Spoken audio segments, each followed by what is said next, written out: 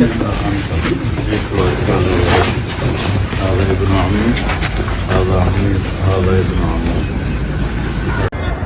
ہاں جی میں ایسی تقریباً اس وقت ٹائم مینار ہے اندر سے آیا گا ادھرلے پاسے گنبد خضرا تھلے دیکھو نا ڈوم بنیا ہوا ہے یہاں کا سایہ گنبد خضرا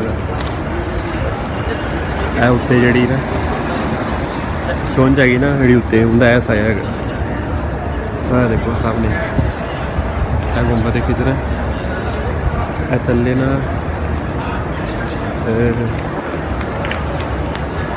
اتوں کا گول سایہ شروع ہو رہا اتوں لے کے ہمیں گول اتنے چونج آ گئی اتنے چونج تو بعد پھر ہے گول اتنے تک سایہ سایہ تو ہے نا دیکھو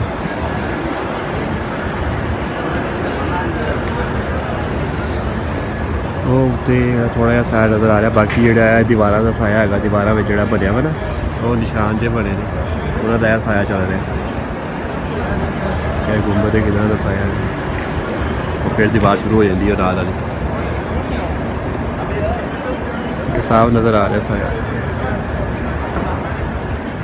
سیدنا صدیق اکبر نے بھی یہی وصیت کی تھی کہ میرا جنازہ پڑھ کے پھر حضور کے سامنے لے جانا اور سلام عرض کرنا، اجازت مل جائے تو قدموں میں دفن کر دینا ورنہ جنت البقیع میں. تو حضرت علی المرتضیٰ اور حضرت انس روایت کرتے ہیں کہ ایسا ہی ہوا کہ ہم نے جنازہ اٹھایا، پڑھا اور پھر حضور کے مواجہ انور کے سامنے رکھ دیا. اے اللہ کے پیارے محبوب صلی اللہ علیہ وسلم، یہ ابو بکر ہیں، آپ سے اجازت طلب کرتے ہیں، آپ کی قربت میں دفن ہونے کا شوق ہے، ہمیں کیا حکم ہے؟ تو اس وقت حجرہ عائشہ تھا، یہ گنبد خضرا نہیں بنا ہوا تھا، صرف حجرہ تھا اور اس کو تالا لگا تھا، چابی حضرت عائشہ کے پاس ہوا کرتی تھی رضی اللہ تعالی عنہ. تو پھر کیا ہوا کہ وہ تالا خود بخود کھلا، پھر کنڈی بھی خود بخود کھلی، اور پھر جو دروازہ تھا وہ خود بخود کھلا اور اندر سے آواز آئی اوصل الحبیب الی الحبیب لان الحبیب الی الحبیب مشتاق.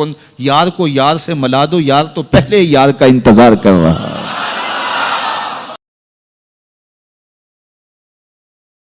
السلام علیکم ورحمۃ اللہ. لا حول ولا قوة الا باللہ. حسبنا اللہ ونعم الوکیل. یا حی یا قیوم برحمتک استغیث. لا الہ الا انت سبحانک انی کنت من الظالمین. ربنا آتنا من لدنک رحمة وهیئ لنا من امرنا رشدا. اللهم صل على محمد وعلى آل محمد وأصحاب محمد وأزواج محمد وأمة محمد أجمعين إلى يوم الدين آمين. الحمد لله رب العالمين والصلاة والسلام على سيد الأنبياء والمرسلين وعلى آله وأصحابه أجمعين إلى يوم الدين. الحمدللہ آج 17 دسمبر 2023 کو سنڈے کے دن ہمارا یہ پبلک سیشن نمبر 125 ہوگا. آپ کے یہ سوالات ریئل ٹائم پرچیوں کی شکل میں میرے پاس آ چکے ہیں، انشاءاللہ ہم انہیں بعد میں ڈسکس کریں گے. پہلے کرنٹ افیئر کے طور پر ایک ایشو ڈسکس کر لیں. آج کل مولانا طارق جمیل حافظہ اللہ تعالی کے جو بیٹے حالیہ کچھ عرصہ پہلے فوت ہوئے، ان کے حوالے سے کافی ساری چیزیں مارکیٹ میں چل رہی ہیں. اس کے اوپر میں نے ایک تفصیلی ویڈیو ریکارڈ کروائی تھی. اس کے بعد بھی چند ایک چیزوں کا سلسلہ جاری ہے. ان میں سے ایک ویڈیو جو کافی وائرل ہوئی وہ ان کے بیٹے کی قبر سے متعلق تھی، جو بظاہر نظر آ رہا ہے کہ اس کو سیمنٹڈ بنایا ہے، انہوں نے پکا کیا ہے قبر کو. اس کی وجہ سے جو ان کے مخالفین ہیں ان کو موقع مل گیا بات کرنے کا، اور انہوں نے کہا کہ ہمارے مزارات کی یہ لوگ مخالفت کرتے ہیں اور خود اپنے بچوں کی قبر کو پکا کروا دیتے ہیں. دیوبندیوں نے بھی اس کے اوپر کلپس بنائے اور مولانا طارق جمیل صاحب کو کرٹیسائز کیا اس حوالے سے. آلموسٹ 3-4 دن پہلے میں نے طارق جمیل صاحب کو اسی حوالے سے فون کیا. میں نے کہا میں نیکسٹ سنڈے کو اس کے اوپر ایک ویڈیو ریکارڈ کروانے لگا ہوں، تو میں چاہ رہا ہوں میں ڈائریکٹلی آپ کا اوپینین بھی لے لوں۔ تو وہ کہنے لگے کہ میں کل ہی واپس آیا ہوں عمرے سے، اپنے بیٹے کی طرف سے میں نے عمرہ بدل کیا ہے، اور کافی غم کی کیفیت میں تھے، آواز بھی بالکل بیٹھی ہوئی تھی ان کی۔ میں نے کہا جی ابھی آپ کی حالت ایسی نہیں ہے، لیکن پھر بھی ہماری مجبوری ہے، ہم نے چونکہ کرنٹ جو بھی ویڈیوز وائرل ہوئی ہوتی ہیں انہیں موضوع بحث بنانا ہوتا ہے۔ تو مجھے آپ ذرا کلیریفائی کریں، یہ قبر جو ہمیں نظر آ رہی ہے ویڈیو کے اندر، ایک اونچی سی قبر ہے جس کے اوپر ایک کتبہ بھی لگا ہوا ہے، اور اس کے ساتھ ایک بالکل نیچی سی قبر ہے، وہ بھی پکی ہے۔ تو دیکھنے میں تو لگ رہا ہے یہ جو نیچے والی قبر ہے یہ تازہ بنی ہے، یہ آپ کے بیٹے کی قبر ہے۔ تو وہ کہنے لگے کہ ہاں وہ جو کتبے والی قبر ہے وہ ہمارے ریلیٹیوز میں سے ہے کسی کی، اور یہ قبر جو ہے وہ میرے بیٹے کی ہے۔ تو میں نے کہا یہ آپ نے قبر پکی کروائی ہے؟ تو کہنے لگے میں نے قبر پکی نہیں کروائی، سائڈ سے اسے پکا کیا ہے، اور اس کی ہائٹ بھی میں نے آلموسٹ 7-8 انچ ہی رکھی ہے۔ سینٹر میں وہ مٹی کی قبر ہی ہے، لیکن ابھی وہ مٹی کی بھرائی وہاں پہ نہیں ہوئی بھی، ظاہر ہے وہ پہلے خشک ہوگا سیمنٹ، اس کے بعد وہ سینٹر میں مٹی کی بھرائی کر کے اس کے لیول پہ لے آئیں گے۔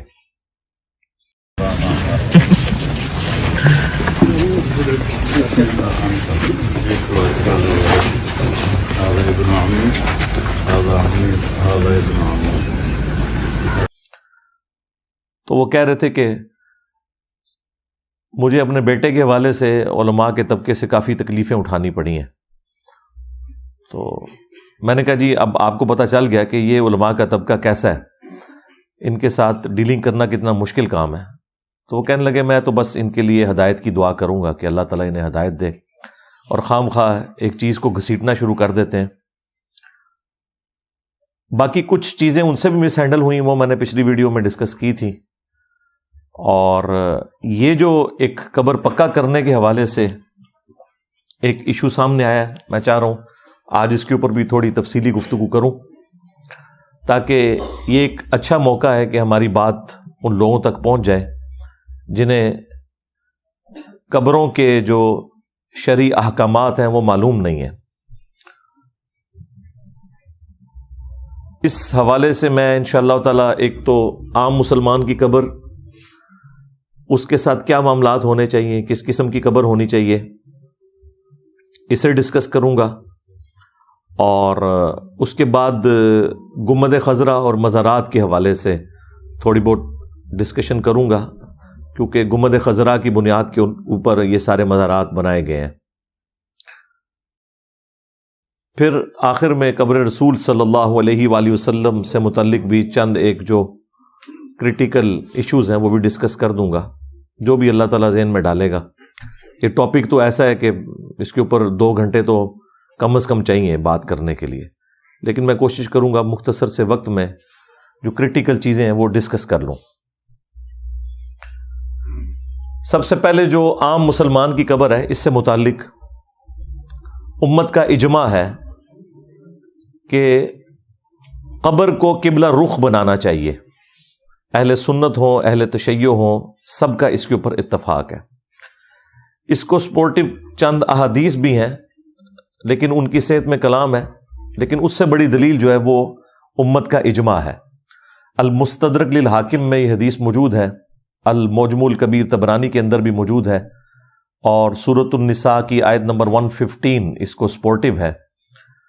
سبیل المؤمنین یعنی جو مومنین کا راستہ ہے، اجماع امت، اس کے حوالے سے نبی صلی اللہ علیہ وآلہ وسلم نے فرمایا اللہ تعالیٰ میری امت کو کبھی بھی گمراہی پر جمع نہیں ہونے دے گا، جماعت پہ اللہ کا ہاتھ ہے۔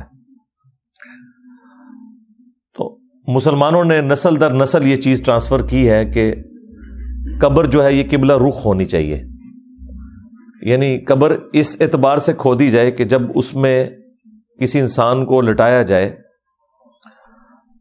تو اس کا چہرہ جو ہے وہ قبلے کی طرف ہو، یعنی رائٹ سائڈ پہ اگر اس کو یوں کیا جائے تو قبلہ رخ اس کا چہرہ ہونا چاہیے۔ اس کے اوپر اجماع امت ہے۔ دوسری چیز، قبر جو ہے لحد بنانا یہ سنت ہے. صحیح مسلم میں حدیث ہے، جب حضرت سعد ابن ابی وقاص رضی اللہ تعالیٰ عنہ حالت نزع میں تھے تو انہوں نے اپنے بیٹوں کو بلا کے وصیت کی کہ میرے لیے تم نے لحد کھودنی ہے، جس طرح کہ رسول اللہ صلی اللہ علیہ وآلہ وسلم کے لیے لحد کھودی گئی تھی، اور اس میں اینٹیں بھی لگا دینی ہے مضبوطی کے لیے تاکہ وہ قبر بیٹھے نہ. عموماً ہمارے سب کانٹیننٹ کے اندر لحد بنانے کا رواج کوئی نہیں ہے، سوائے جو پہاڑی علاقے ہیں جہاں پہ ذرا زمین کی مٹی مضبوط ہوتی ہے وہاں پہ لحد بنائی جاتی ہے. لحد جو ہے وہ اس طرح بنتی ہے کہ ایک بالکل ڈبہ نما قبر بنانے کے بعد جو عموماً ہماری قبریں بنتی ہیں، قبلہ رخ کی جانب تھوڑا سا آپ سمجھ لیں اس میں ایک ونڈو بنائی جاتی ہے یا ایک چھوٹا سا غار کھود لیا جاتا ہے، اور وہ غار اتنا ہوتا ہے کہ وہ آپ لاش کو اس طرف آگے ٹرانسفر کرتے ہیں. یعنی جو مین قبر ہے اس میں لاش نہیں ہوگی، بلکہ جو قبلے والی سائڈ ہے اس میں ہلکی سی ایک غار کھود کے وہ لاش کو آگے کھسکا دیتے ہیں. اسے کہتے ہیں کروٹ والی قبر یا بغلی قبر یا لحد. اس کے بعد پھر اس کے اوپر ٹیڑھی کر کے یوں سلیں رکھ دی جاتی ہیں. اس کا فائدہ یہ بھی ہوتا ہے کہ کوئی درندہ وغیرہ بھی اگر قبر کو کھودنے کی کوشش کرے تو اس لاش کی حفاظت کافی حد تک رہتی ہے. ویسے کوئی سیدھی قبر بھی بنا لے تو وہ بھی جائز ہے، اصل چیز جو ہے وہ دفنانا ہے مردے کو. اسی کے اوپر تمام جو آسمانی مذاہب ہیں ان کا اتفاق ہے. ایون ہندوؤں کے اندر بھی قبریں بنانے کا رواج تھا. ہمارے جہلم کے قبرستان کے اندر بھی جنہوں نے زمین وقف کی تھی قبرستان کے لیے وہ دونوں بھائی ہندو تھے، ان کی قبریں ابھی بھی موجود ہیں. لیکن یہ ذرا سستا کام ہے جلانے والا، آج کل تو بہت زیادہ سستا ہو چکا ہے. پہلے زمانے میں لکڑی ذرا بے دریغ استعمال ہوتی تھی، لیکن آج کل لکڑی کے ذریعے لاش کو جلانا ایک کافی مہنگا کام ہے. اس لیے باہر کے ملکوں کے اندر بھی باقاعدہ وہ ایسی جگہ بنی ہوئی ہیں جہاں پہ آپ لاش لے جائیں تو وہ آپ کو پھر راکھ دے دیتے ہیں بجلی کے ذریعے، یعنی الیکٹریسٹی کے ذریعے اس کو ہیٹ دے کے تو وہ لاش کو جلا دیتے ہیں. بہرحال آسمانی مذہب کے جتنے بھی ماننے والے ہیں، جیوز ہوں، کرسچنز ہوں، مسلمز ہوں، وہ قبر کے اندر اپنے مردوں کو دفناتے ہیں. تو لحد بنانا یہ سنت مبارکہ ہے. اس کے بعد صحیح مسلم میں یہ حدیث موجود ہے کہ نبی صلی اللہ علیہ وآلہ وسلم کو جب قبر میں دفنایا گیا تو آپ صلی اللہ علیہ وآلہ وسلم کے نیچے سرخ رنگ کی ایک چادر بچھائی گئی تھی تاکہ مٹی جو ہے وہ جسم عطر کو نہ لگے. تو یہ عام بندوں کے لیے بھی سنت ہے کہ کوئی نیچے چٹائی یا کوئی کپڑا ایسا بچھا لیا جائے تاکہ مٹی جو ہے وہ ڈائریکٹلی کفن کے ساتھ اٹیچ نہ ہو. یہ ایک پروٹوکول دینے والی بات ہے. باقی جو عموماً ہمارے معاشرے کے اندر قبر کے اندر عہد نامہ رکھ دیتے ہیں، کفن کے اوپر وہ کفنی لکھ دیتے ہیں، کلمہ لکھتے ہیں اور پتہ نہیں کیا کچھ کرتے ہیں، اس کا کوئی دین سے لینا دینا نہیں ہے. یہ لوگوں نے خود سے ہی چیزیں بنا لی ہوئی ہیں. صرف سنت یہی ہے کہ قبر کے اندر کوئی چادر یا کوئی کپڑا بچھا دیا جائے تاکہ جو میت ہے اس کا کفن جو ہے وہ گرد آلود نہ ہو، یعنی اس وقت نہ ہو. ظاہر بعد میں تو ایک معاملہ لاد ہے نا. تو یہ بھی ایک سنت ہے اس حوالے سے. پھر قبر میں سلیں رکھ کے جب اس کے اوپر مٹی ڈالی جاتی ہے تو اس میں بھی ابو داؤد کے اندر، ترمذی کے اندر حدیث موجود ہے، جب آپ اس میں مٹی ڈالیں گے تو اس وقت دعا پڑھیں گے بسم اللہ و باللہ وعلی ملت رسول اللہ صلی اللہ علیہ وآلہ وسلم. ان کلمات کے ساتھ آپ مٹی اس کے اوپر ڈالیں گے. اور سنن ابی داؤد کے اندر حدیث موجود ہے کہ نبی صلی اللہ علیہ وآلہ وسلم نے جب اپنے ایک صحابی عثمان بن مظعون کو دفنایا تو آپ نے صحابہ کو حکم دیا کہ ایک پتھر کی طرف اشارہ کر کے کہ وہ بڑا پتھر لے کر آؤ تاکہ میں اس کے سرہانے پہ وہ پتھر نشانی کے طور پہ رکھوں کہ یہ عثمان بن مظعون کی قبر ہے. وہ صحابی جب اٹھانے کے لیے گئے تو ان سے وہ پتھر اٹھایا نہیں گیا، وہ کافی بڑا پتھر تھا. پھر نبی صلی اللہ علیہ وآلہ وسلم خود تشریف لے گئے اور آپ نے اپنی آستینیں اوپر کر کے اپنے مبارک ہاتھوں سے وہ بڑا پتھر اٹھایا اور اس کو عثمان بن مظعون کی قبر کے سرہانے پر لگایا اور فرمایا اس سے میں اپنی بھائی کی قبر کو پہچانوں گا اور میں بھی اپنے قریبی رشتہ داروں کو اس کے قریب دفن کروں گا۔ اس سے یہ ثابت ہوا کہ قبر کے اوپر نشانی رکھنا پہچان کے لیے یہ بھی سنت مبارکہ ہے۔ البتہ قبر کے اوپر کوئی کتبہ لکھ کے لگانا اس کی ممانعت ہے۔ جامعہ ترمذی کے اندر حدیث موجود ہے، نبی صلی اللہ علیہ وآلہ وسلم نے قبر کے اوپر کتبہ لگانے سے منع کیا ہے۔ یہاں پہ تو جو قبر کے اوپر کتبے لگے ہوتے ہیں اس کے اوپر کیا کچھ لکھا ہوتا ہے، بڑے بڑے القابات لکھے ہوتے ہیں، دنیاوی جو پوسٹیں ہیں نا وہ بھی اس کے اوپر لکھی ہوئی ہوتی ہیں، اور اللہ تعالیٰ کے حضور اس کو پیش کرتے وقت ان عہدوں کا کیا لینا دینا، وہ تو اپنے اعمال اپنے ساتھ لے گیا۔ پھر آیت الکرسی لکھی ہوتی ہے اور پیارے ابو جان اور پیاری امی جان اور پتہ نہیں کیا کچھ لکھا ہوتا ہے، بسم اللہ شریف، قرآن پاک کی آیات۔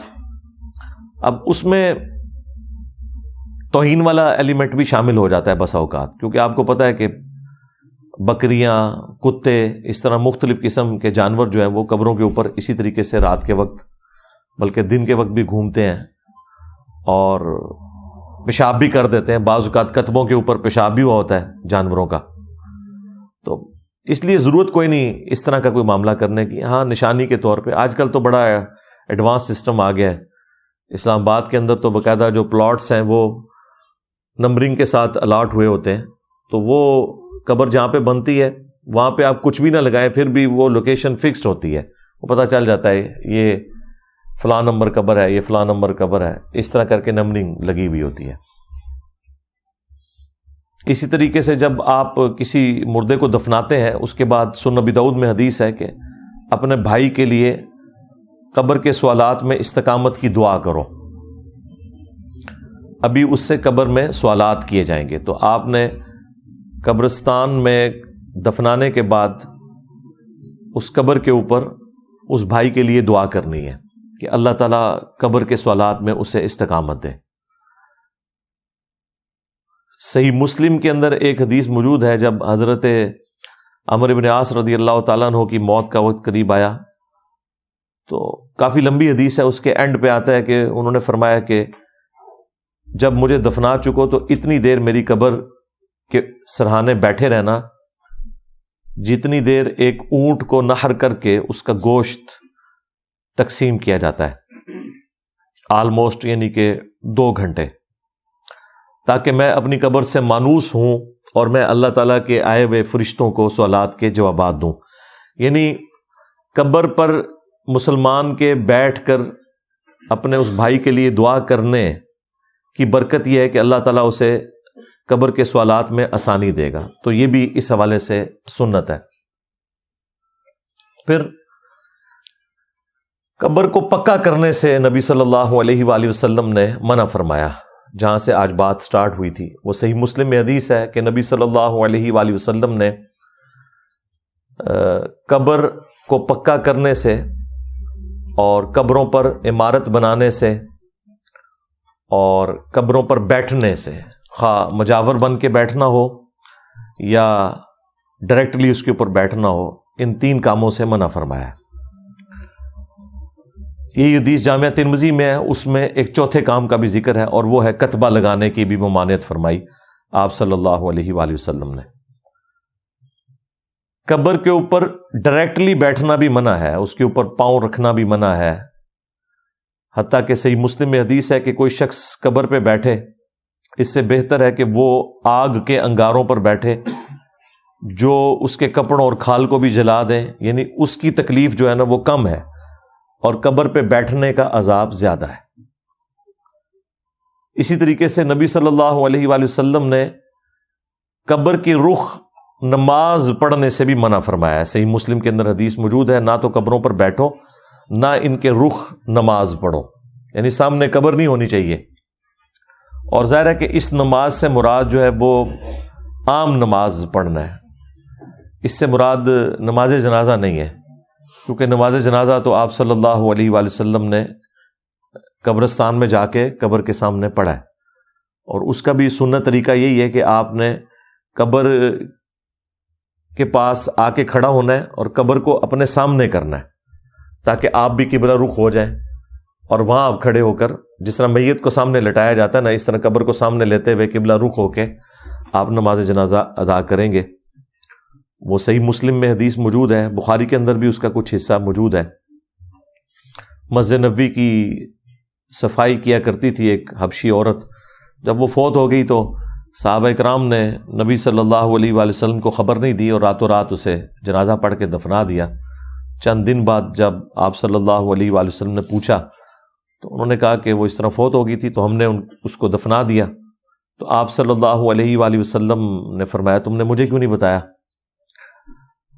پھر آپ نے کہا کہ مجھے اس کی قبر پہ لے جاؤ۔ پھر آپ صلی اللہ علیہ وآلہ وسلم اس کی قبر پہ گئے اور جا کے نماز جنازہ پڑھی، اور واپسی پہ پلٹتے ہوئے آپ نے فرمایا کہ یہ قبریں اندھیروں میں ڈوبی ہوئی تھیں، اللہ تعالیٰ نے میرے جنازہ پڑھنے کی برکت سے ان قبروں کو نور سے بھر دیا۔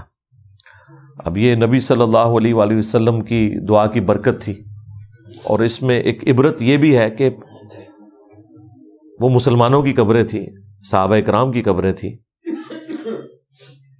یہاں پہ تو لوگ کہتے ہیں کہ جی ہم کسی بزرگ کے ساتھ بھی اٹیچ ہو جائیں تو ہمارا بیڑا پار ہے، تو وہ بھی تو اٹیچ تھے سب سے بڑے بزرگ کے ساتھ، لیکن ہر شخص نے اپنے اعمال کے مطابق معاملات کو لے کے چلنا ہے، اللہ کے حضور پیشی ہونی ہے۔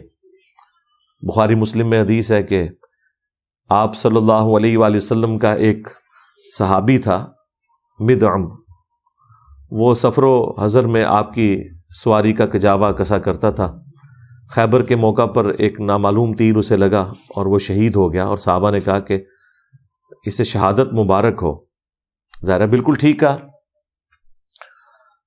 لیکن نبی صلی اللہ علیہ وآلہ وسلم نے فرمایا کہ تم اسے شہادت کی خوشخبری دے رہے ہو، جبکہ اللہ نے مجھے دکھایا ہے کہ اس نے مال غنیمت کی ایک چادر چوری کی تھی جو آگ کی بنا کے اس کے اوپر ڈال دی گئی ہے، والعیاذ باللہ تعالی۔ جب یہ بات سنی تو صحابہ کرام اپنے گھروں کو پلٹے۔ اگر کسی نے کوئی رسی کا ایک ٹکڑا بھی یہ سمجھ کے اٹھا لیا تھا کہ اس کی کوئی ورث نہیں مال غنیمت میں، تو وہ سارا سامان لا کے انہوں نے وہاں پہ جمع کروا دیا۔ یعنی صحابہ کرام علیہم رضوان فوراً حکم سنا کرتے تھے اور آپ صلی اللہ علیہ وآلہ وسلم کی اطاعت اختیار کیا کرتے تھے۔ تو یہ بڑا سینسٹیو ٹاپک ہے۔ اللہ تعالیٰ نے کسی کی رشتہ داری کا، کسی کی نسبت کا خیال نہیں رکھنا اگر اپنے اعمال درست نہ ہوئے۔ ہاں مال درست ہوئے تو پھر نسبت بھی فائدہ دے گی۔ اس کے بعد ایک اور حدیث ہے بخاری اور مسلم کے اندر، نبی علیہ السلام ایک جگہ سے گزر رہے تھے تو آپ رک گئے۔ آپ نے فرمایا ان دو قبر والوں کو عذاب ہو رہا ہے، ان میں سے ایک چغلی کھاتا تھا اور دوسرا پیشاب کے چھینٹوں سے نہیں بچتا تھا۔ پھر آپ صلی اللہ علیہ وآلہ وسلم نے ایک درخت کی ٹہنی توڑ کے اس کے دو حصے کر کے دونوں قبروں پہ لگائے اور فرمایا جب تک یہ ہری رہیں گی تو ان کے عذاب میں تخفیف ہوتی رہے گی۔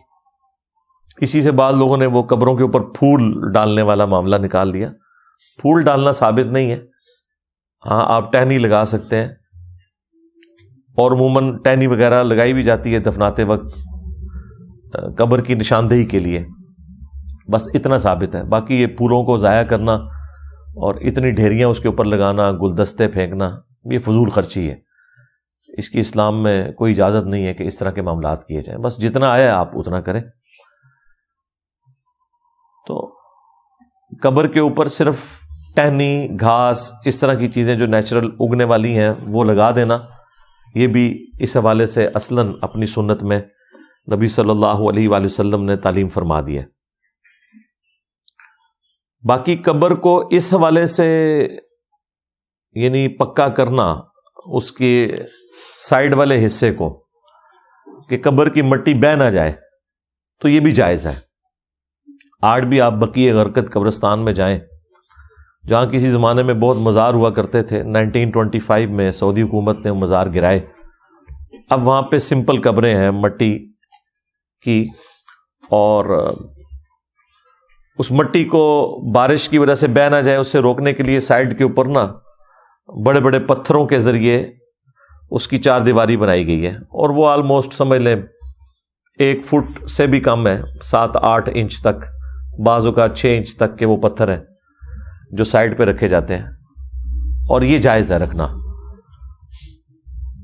صحیح بخاری کے اندر حدیث موجود ہے، نبی علیہ السلام کی جو قبر مبارک ہے وہ ایک بالشت اونٹ کی کوہان جتنی اونچی ہے، یعنی آلموسٹ 9 انچ، آپ سمجھ لیں 9 سے 10 انچ، اتنی قبر کی مٹی کو اتنا اونچا رکھنا یہ جائز ہے۔ اور ابو داؤد کے اندر حدیث موجود ہے کہ نبی علیہ السلام کی جو قبر مبارک اور حضرت ابو بکر اور عمر رضی اللہ عنہما کی جو قبریں ہیں ان کے اوپر چھوٹے چھوٹے سنگریزے یعنی پتھر رکھے گئے تھے، یعنی وہ مٹی کو نیچے بہنے سے روکنے کے لیے۔ تو بجری وغیرہ قبر کے اوپر اتنی ڈال دینا کہ وہ مٹی نہ بہہ جائے، یا سائڈ کے اوپر کم از کم اتنی 4 دیواری ہو کہ آپ سمجھ لیں 6 سے 8-10 انچ تک، تاکہ مٹی بہہ نہ جائے، تو یہ بھی جائز ہے۔ اس وقت بھی سیدنا عثمان ابن عفان رضی اللہ تعالیٰ عنہ کی جو قبر مبارک ہے بقیع غرقد قبرستان کے اندر، اور نبی صلی اللہ علیہ وآلہ وسلم کے اپنے بیٹے ابراہیم علیہ السلام کی قبر ہے، تو اس کے گرد بھی اس طریقے سے پتھر لگائے ہوئے انہوں نے، یہ جائز ہے۔ اور یہی وہ ایک عمل ہے جو طارق جمیل صاحب نے بھی کیا ہے، انہوں نے کوئی اس کو پکا قبر کر کے فکس کوئی بلڈنگ اس کے اوپر نہیں بنا دی، اور وہ جو کتبے والی قبر بھی نظر آ رہی ہے وہ ان کے بیٹے کی قبر نہیں ہے، وہ ساتھ کسی ریلیٹو کی قبر ہے۔ وہ کہہ رہے ہیں میں نے بس اتنی کی ہے جتنی آپ کو اس میں نظر آ رہی ہے، اور وہ کہتے ہیں میں بھی اسے جائز نہیں سمجھتا کہ اس طریقے سے قبر کو بالکل پکا کر دیا جائے۔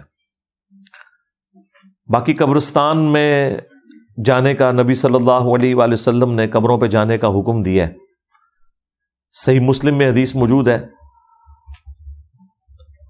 2 احادیث ہیں۔ آپ صلی اللہ علیہ وآلہ وسلم نے فرمایا کہ میں تمہیں پہلے منع کرتا تھا قبروں پہ جانے سے، لیکن اب میں تمہیں حکم دیتا ہوں، کیونکہ نئے نئے لوگ بت پرستی سے پھرے تھے، تو شروع میں آپ نے منع فرما دیا کہ قبروں کو کوئی سجدہ نہ کرے، کوئی اس طرح کی تعظیم بجا نہ لائے۔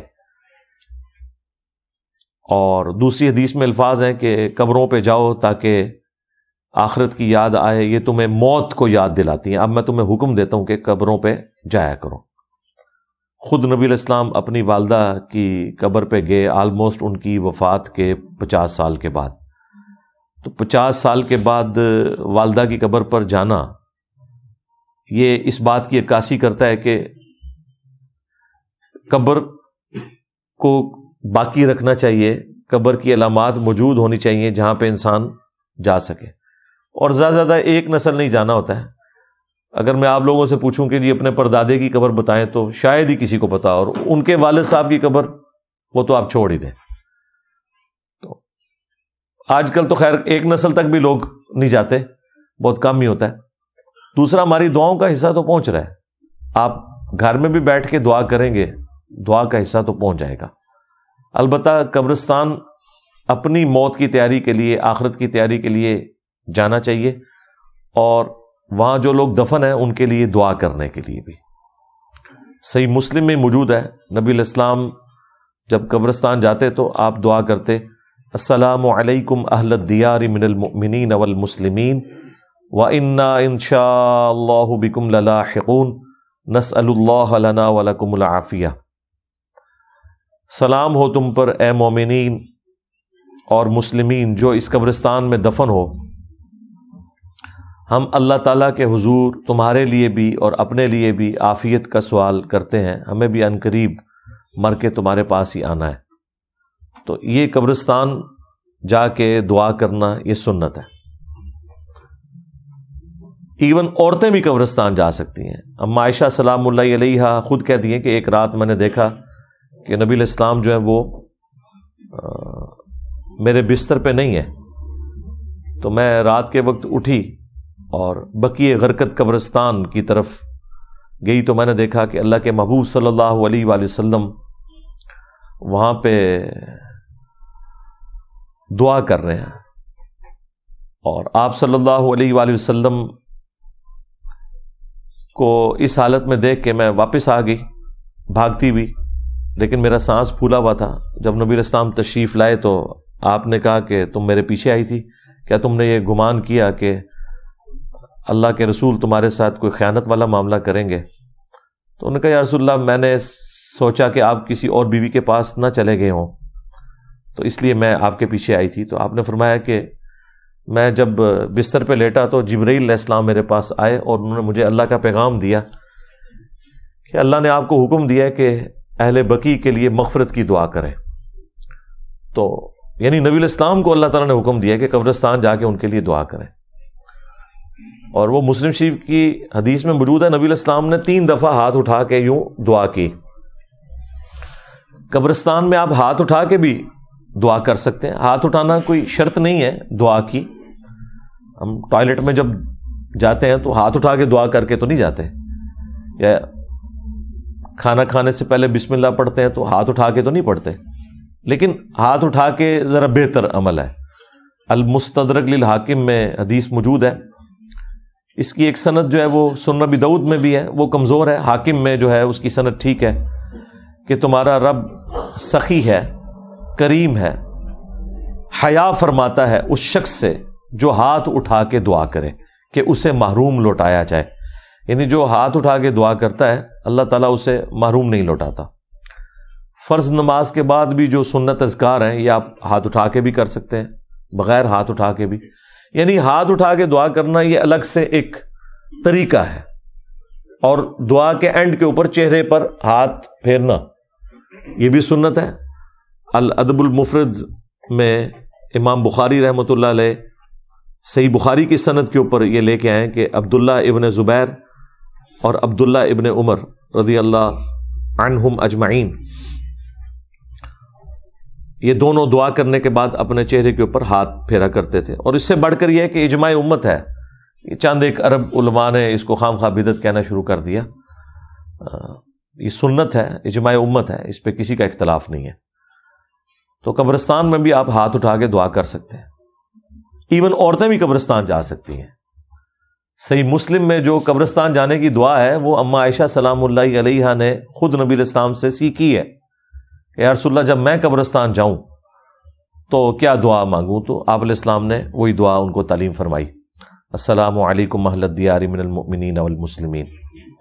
اس سے یہ ثابت ہوتا ہے کہ عورتیں بھی قبرستان جا سکتی ہیں. یہ پبلک کے اندر مشہور ہے جی, عورتیں جو ہیں وہ قبرستان جائیں گی تو وہ مردوں کو ننگی نظر آتی ہیں. پتہ نہیں کیا کچھ مشہور کیا ہوا ہے پبلک کے اندر,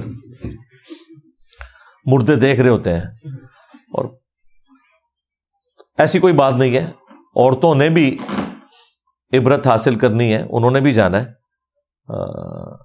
قبرستان. بلکہ اپنی بیویوں کو لے کے جایا کریں, جب زیادہ تنگ کر رہی ہوں تو قبرستان لے جایا کریں, بڑی عبرت ہوتی ہے, بڑا فائدہ ہوتا ہے اس کا. البتہ ایک حدیث ہے جامعہ ترمذی کے اندر کہ نبی علیہ السلام نے لعنت فرمائی ہے ان عورتوں کے اوپر جو زوار القبور کرتی ہیں, یعنی کثرت سے قبرستان جاتی ہیں. تو اس حدیث کے کانٹیکسٹ میں امام ترمذی نے کامنٹس کیے ہیں کہ یا تو یہ حدیث منسوخ ہے اس حکم سے جو مسلم شریف میں حدیث ہے کہ نبی علیہ السلام نے اما عائشہ کو خود دعا تعلیم فرمائی اور قبرستان جانے کا حکم دیا, یا پھر یہاں مراد یہ ہے کہ کثرت سے عورتیں قبرستان نہ جائیں, کبھی کبھار جائیں, کیونکہ عورتوں میں صبر کم ہوتا ہے. وہ کثرت سے قبرستان جائیں گی تو وہاں پہ کوئی واہ ویلا نہ کرنا شروع کر دیں. اور ویسے بھی بعض اوقات عورتوں کو گھر سے باہر نکلنے کے لیے بہانہ بھی چاہیے ہوتا ہے, تو وہ کثرت والا معاملہ نہ ہو, کبھی کبھار جانے والا معاملہ ہو, تو عورتیں بھی قبرستان جا سکتی ہیں. یہ امام ترمذی نے 7 کامنٹس کیے ہیں. بلکہ جامعہ ترمذی میں اما عائشہ سلام اللہ علیہا کے بارے میں امام ترمذی نے نقل کیا ہے کہ وہ اپنے بھائی کی قبر پہ آئی تھی, عبد الرحمن بن ابی بکر کی, اور وہاں پہ آ کے انہوں نے کچھ اشعار بھی پڑھے تھے جن کا مفہوم کچھ یوں ہے کہ ہم نے کبھی سوچا بھی نہیں تھا کہ ہم اتنی بڑی جدائی میں چلے جائیں گے. بچپن میں ہم اکٹھے رہے, اس وقت تو ہم نے کبھی سوچا بھی نہیں تھا کہ ہم ایک دوسرے سے الگ بھی ہوں گے.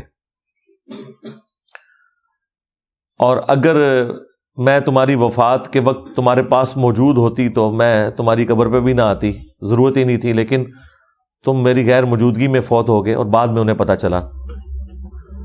تو وہ پھر قبر پہ آئیں.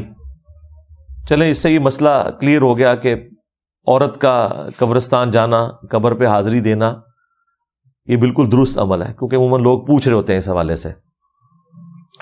سعودی حکومت جو ہے اس نے پابندی لگائی ہوئی ہے بقیہ حرکت قبرستان میں عورتوں کو انٹر نہیں ہونے دیتے.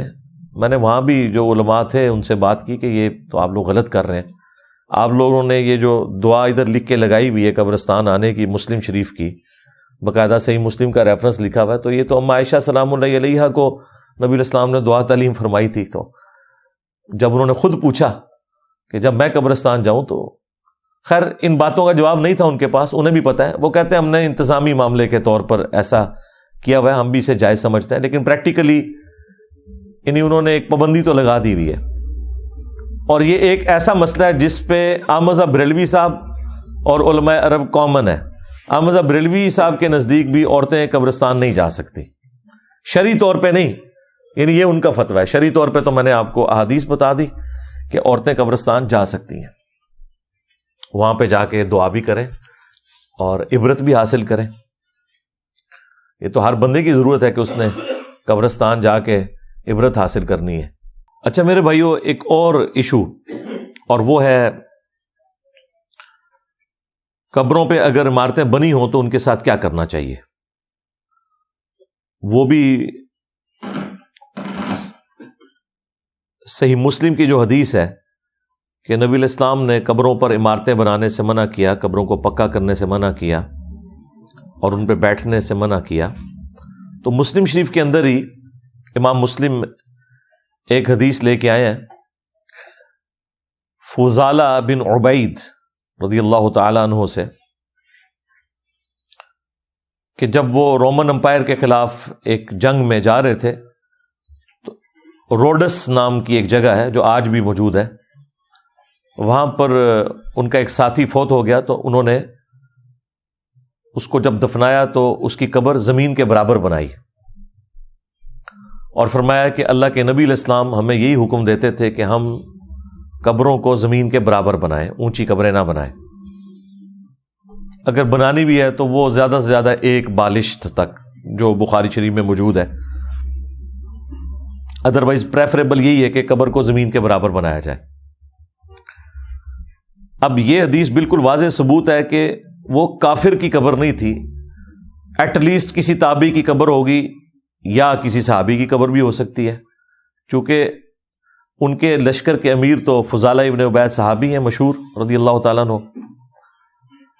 کیونکہ مفتی احمد یار خان نعیمی صاحب نے مشکات کی شرح میں جب قبروں والی حدیثیں آتی ہیں نا تو ان کو تو پریشانی لگ جاتی ہے, تو انہوں نے صفوں کے صفحے کالے کیے ہوئے ہیں کہ کہیں یہ حدیثیں پڑھ کے کسی کو ہدایت ہی نہ مل جائے. اور اس میں وہ کہتے ہیں یہ جو حدیثیں ہیں یہ تو کافروں کی قبروں کے بارے میں, حالانکہ اندازہ کریں کہ یہ واضح موجود تھا کہ یہ مسلمان کی قبر تھی. امام مسلم نے بڑی سمجھداری کے ساتھ پہلے یہ حدیث لکھی ہے, اس کے بعد پھر اگلی حدیث لے کے آئے کہ مولا علی رضی اللہ تعالیٰ عنہ نے اپنے دور خلافت میں ابو حیاج اسدی کو کہا کہ میں تمہیں اسی کام پر مامور نہ کروں جو ڈیوٹی خود رسول اللہ نے میری لگائی تھی صلی اللہ علیہ وآلہ وسلم, کہ میں کوئی بھی تصویر دیکھوں, کوئی مورتی دیکھوں تو اسے مٹا دوں, اور کوئی اونچی قبر دیکھوں تو اسے زمین کے برابر کر دوں. یہ مسلم شریف میں حدیث ہے. یہ حدیث وہ کہتے ہیں یہ کافروں کی قبریں مٹانے کے بارے میں بات ہو رہی تھی, حالانکہ اس سے پہلے امام مسلم لے کے آئے ہیں کہ مسلمانوں کی قبر کے ساتھ بھی یہی کچھ کرنا ہے. آپ نے اجازت نہیں ہے کہ قبروں کو اونچا بنایا جائے یا پکا بنایا جائے. اسی کے تحت سعودی حکومت نے 1925 میں وہ مزارات بھی گرائے, جسے یہ کہتے ہیں جی مزارات شہید کر دیے. بھائی شہید تو حلال چیز ہوتی ہے, جو کام رسول اللہ کی نافرمانی پر کیا جائے صلی اللہ علیہ وآلہ وسلم حرام کام ہے. وہ مزارات اگر کوئی توڑے تو مزارات شہید نہیں ہوئے ہیں, مزارات قتل کیے گئے ہیں. جس طرح میدان جنگ میں کفار قتل کیے جاتے ہیں, تو کہ مزارات شہید نہیں ہوئے, یہ قتل ہوئے ہیں.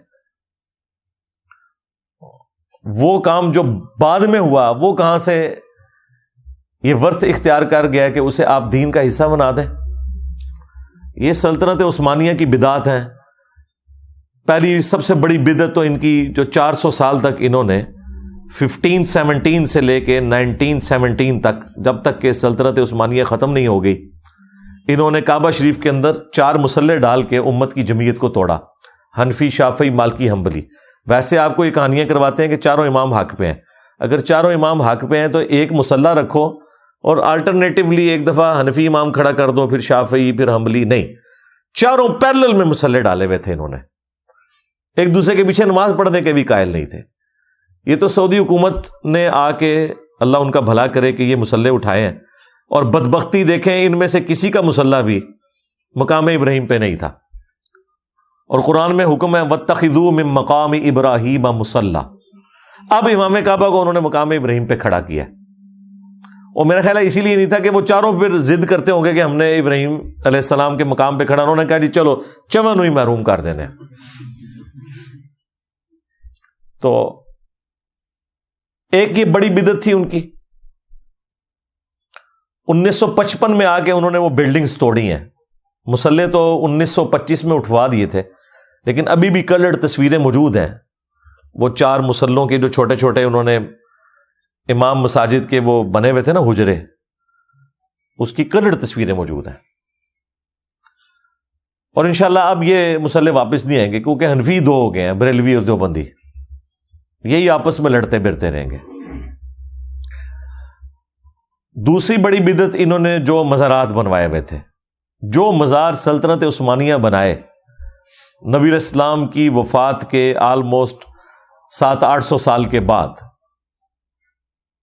وہ سنت کب سے ہو گئے کہ اس کی بنیاد کے اوپر جو کوئی اسے گرائے اس کو آپ مطعون کرنا شروع کر دیں؟ اپنی عقل سے کام لینا چاہیے۔ تو یہ مزارات خود ہی غلط ہے۔ وہ کہتے ہیں جی انہوں نے قبریں ختم کر دی، قبریں نہیں ختم کی، قبریں آج بھی موجود ہیں، باقاعدہ نقشے موجود ہیں۔ حضرت عثمان غنی رضی اللہ تعالیٰ عنہ کی قبر پہ آپ نے جانا ہے، بالکل اس کی لوکیشن موجود ہے۔ امام مالک کی قبر موجود ہے، امام نافع کی، عبداللہ ابن عمر کی، حضرت ابراہیم جو نبی الاسلام کے بیٹے تھے ان کی قبر، اور نبی الاسلام کی ازواج مطہرات کی قبریں، سیدہ عائشہ کی، باقی امہات المومنین کی قبریں، پھر اہل البیت کی قبریں، حضرت عباس کی قبر نبی الاسلام کے جو چچا تھے، اور ان کے ساتھ حضرت سیدہ فاطمہ، اور پھر امام حسن علیہ السلام، اور امام سجاد، امام زین العابدین، اور ان کے بیٹے امام باقر، اور ان کے بیٹے امام جعفر صادق۔ یہ ساری قبریں ہیں جو اہل البیت کی، وہ ایک بڑے قبے کے نیچے تھیں، وہ قبہ بھی پھر سعودی حکومت نے گرا دیا، لیکن قبریں آج بھی موجود ہیں۔ یہ نہیں ہے کہ قبریں انہوں نے کوئی مسمار کر دی ہیں ان کو، یا بالکل ان کو مٹا کے ان کے نشانات رکھ دیے، ایسا نہیں ہوا۔ قبریں ہیں، نشانیاں موجود ہیں، لوگ جاتے ہیں وہاں پہ، میری خود کئی دفعہ حاضری ہوئی ہے، لیکن مزارات انہوں نے گرا دیے۔ پوری دنیا کے اندر جو مزارات ہیں نا، وہ قرآن و حدیث کی روشنی میں نہیں بنے ہوئے، سلطنت عثمانیہ کے بنائے گئے مزارات کی روشنی میں بنے ہوئے ہیں۔ اور اس میں بھی ٹاپ آف لسٹ جو ہے وہ گنبد خضرا کو دلیل بناتے ہیں۔ آپ لاکھ چیختے رہے ان کے سامنے کہ صحیح مسلم میں حدیث ہے، نبی الاسلام نے فرمایا کہ میں تمہیں منع کرتا ہوں قبروں کو پکا کرنے سے، قبروں پر عمارت بنانے سے، یا قبروں پر بیٹھنے سے۔ ڈائریکٹ بیٹھنا بھی منع ہے، اور مجاور بن کے بھی بیٹھنا منع ہے۔ وہ کہتے ہیں پھر گنبد خضرا کیوں ہے؟ تو ان لوگوں کا علمی لیول یہ ہے کہ انہیں گنبد خضرا کی تاریخ بھی نہیں پتا ہے، کہ گنبد خضرا کا کوئی لینا دینا ہی نہیں ہے نبی صلی اللہ علیہ وآلہ وسلم یا ان کے صحابہ اور تابعین کے ساتھ۔ گنبد خضرا 678 ہجری میں، یعنی نبی الاسلام کی وفات کے آلموسٹ 650 سال کے بعد، پہلے 650 سال کے مسلمانوں نے یہ گستاخی کی جرت نہیں کی۔ انہیں پتا تھا کہ نبی الاسلام نے قبر پر عمارت بنانے سے منع کیا۔ 678 ہجری میں ایوبی ڈائنیسٹی کا جو ایک بادشاہ تھا، مملوک سلطنت کا، امپائر کا، ملک المنصور قلاوون، اس نے یہ کوئی منت مانی بھی تھی، اس نے لکڑی کا گنبد لا کے تو قبر رسول کے اوپر رکھ دیا۔ اچھا، بعض لوگ یہ کہتے ہیں کہ یہ انجینئر صاحب کہتے ہیں جی گنبد خضرا جو ہے نا اسے گرا دیا جائے، میں تو نہیں کہتا، میں کہتا ہوں گنبد خضرا کو اتار لیا جائے، گرانے والی کون سی بات ہے؟ یعنی جان بوجھ کے لوگوں کے جذبات کے ساتھ کھیلنا. بھئی حجرہ عائشہ تو موجود تھا 650 سال سے، یہ تو ایک ایکسٹرا کام کیا اوپر لا کے گنبد رکھ دیا. مثلا یہ میرا ٹیبل ہے، اس کے اوپر لا کے کوئی ایک لکڑی کا ایک چھوٹا سا گنبد بنا کے رکھ دے، اس کو ہٹا دیا جائے، وہ حجرہ عائشہ تو اس کی چھت تو اپنی جگہ موجود ہے صدیوں سے، اور وہ نبی الاسلام کا پروٹوکول ہے. جامعہ ترمذی میں حدیث ہے، نبی الاسلام جب فوت ہوئے تو حضرت ابوبکر نے کہا کہ میں نے خود رسول اللہ سے یہ بات سنی تھی صلی اللہ علیہ وآلہ وسلم کہ اللہ تعالیٰ نبی کی روح وہاں پہ ہی قبض کرتا ہے جو اس کے لیے دفن ہونے کے لیے جگہ پسند فرماتا ہے، لہذا نبی الاسلام کو وہیں پر دفن کرو، جس چارپائی کے اوپر آپ کی روح قبض ہوئی ہے اس کے نیچے ہی رسول اللہ کی قبر کھودو. اس وجہ سے حجرہ عائشہ میں وہ قبر رسول بنی ہوئی ہے. یہ نہیں ہے کہ نبی الاسلام کی قبر مبارک کے اوپر کوئی مزار کسی نے بنا دیا تھا، مزار نہیں بنا ہوا تھا. اور یہ جو گنبد ہے 678 ہجری میں رکھا گیا. پوری تاریخ مدینہ کے اوپر ایک کتاب ہے ڈیٹیلڈ، وفاء الوفا، علامہ سمہودی کی، 911 ہجری کے اندر وہ فوت ہوئے، آلموسٹ سمجھ لیں 8 سے 500 سال پہلے. انہوں نے پوری مدینے کی ہسٹری جو ہے نا وہ لکھی ہے. پوری دنیا میں یہ کتاب مشہور ہے، عربی میں لکھی گئی ہے، اردو ترجمہ بھی اس کا ہو چکا ہے. اس میں باقاعدہ ہسٹری لکھی ہوئی ہے کہ 678 ہجری میں یہ گنبد لا کے رکھا گیا، اور جس بندے نے یہ مشورہ دیا تھا نا کہ یہ گنبد رکھا جائے، کچھ عرصے بعد وہ معزول ہو گیا. بادشاہ وقت نے اسے اس کے عہدے سے اتار دیا، تو لوگوں نے کہا کہ اس کو سزا ملی ہے اس غلط کام کی جو اس نے غلط مشورہ دیا تھا. یعنی اس زمانے میں لوگ اسے برا سمجھتے تھے کیونکہ تازہ تازہ ایک کام ہوا تھا نا. اب تو وہ اس کا حصہ بن چکا ہے، اب لوگ اتارنے کو برا سمجھتے ہیں. وہ کام جو 650 سال بعد ہو رہا ہے اس کے غلط ہونے کے لیے اتنا ہی کافی ہے کہ پہلے 650 سال کے مسلمانوں نے یہ کام نہیں کیا. اور جب یہ گنبد رکھا گیا اس وقت اس کا کلر سفید تھا. 1837 عیسوی میں بمشکل 200 سال پہلے اس کا کلر جو ہے نا وہ سلطنت عثمانیہ نے گرین کیا ہے. اس سے پہلے اس کا کلر بھی گرین نہیں تھا، اور اب بھی اسے کچھ عرصے کے بعد اس کا گرین کلر مینٹین کرنے کے لیے باقاعدہ پینٹ ہوتا ہے. پینٹ اتر جاتا ہے اس کے اوپر سے بارشوں کی وجہ سے، دھوپ کی وجہ سے. گرین کلر ہی ایسا ہے، وہ ویسے بھی دھوپ کے اندر فوراً ہی اتر جاتا ہے.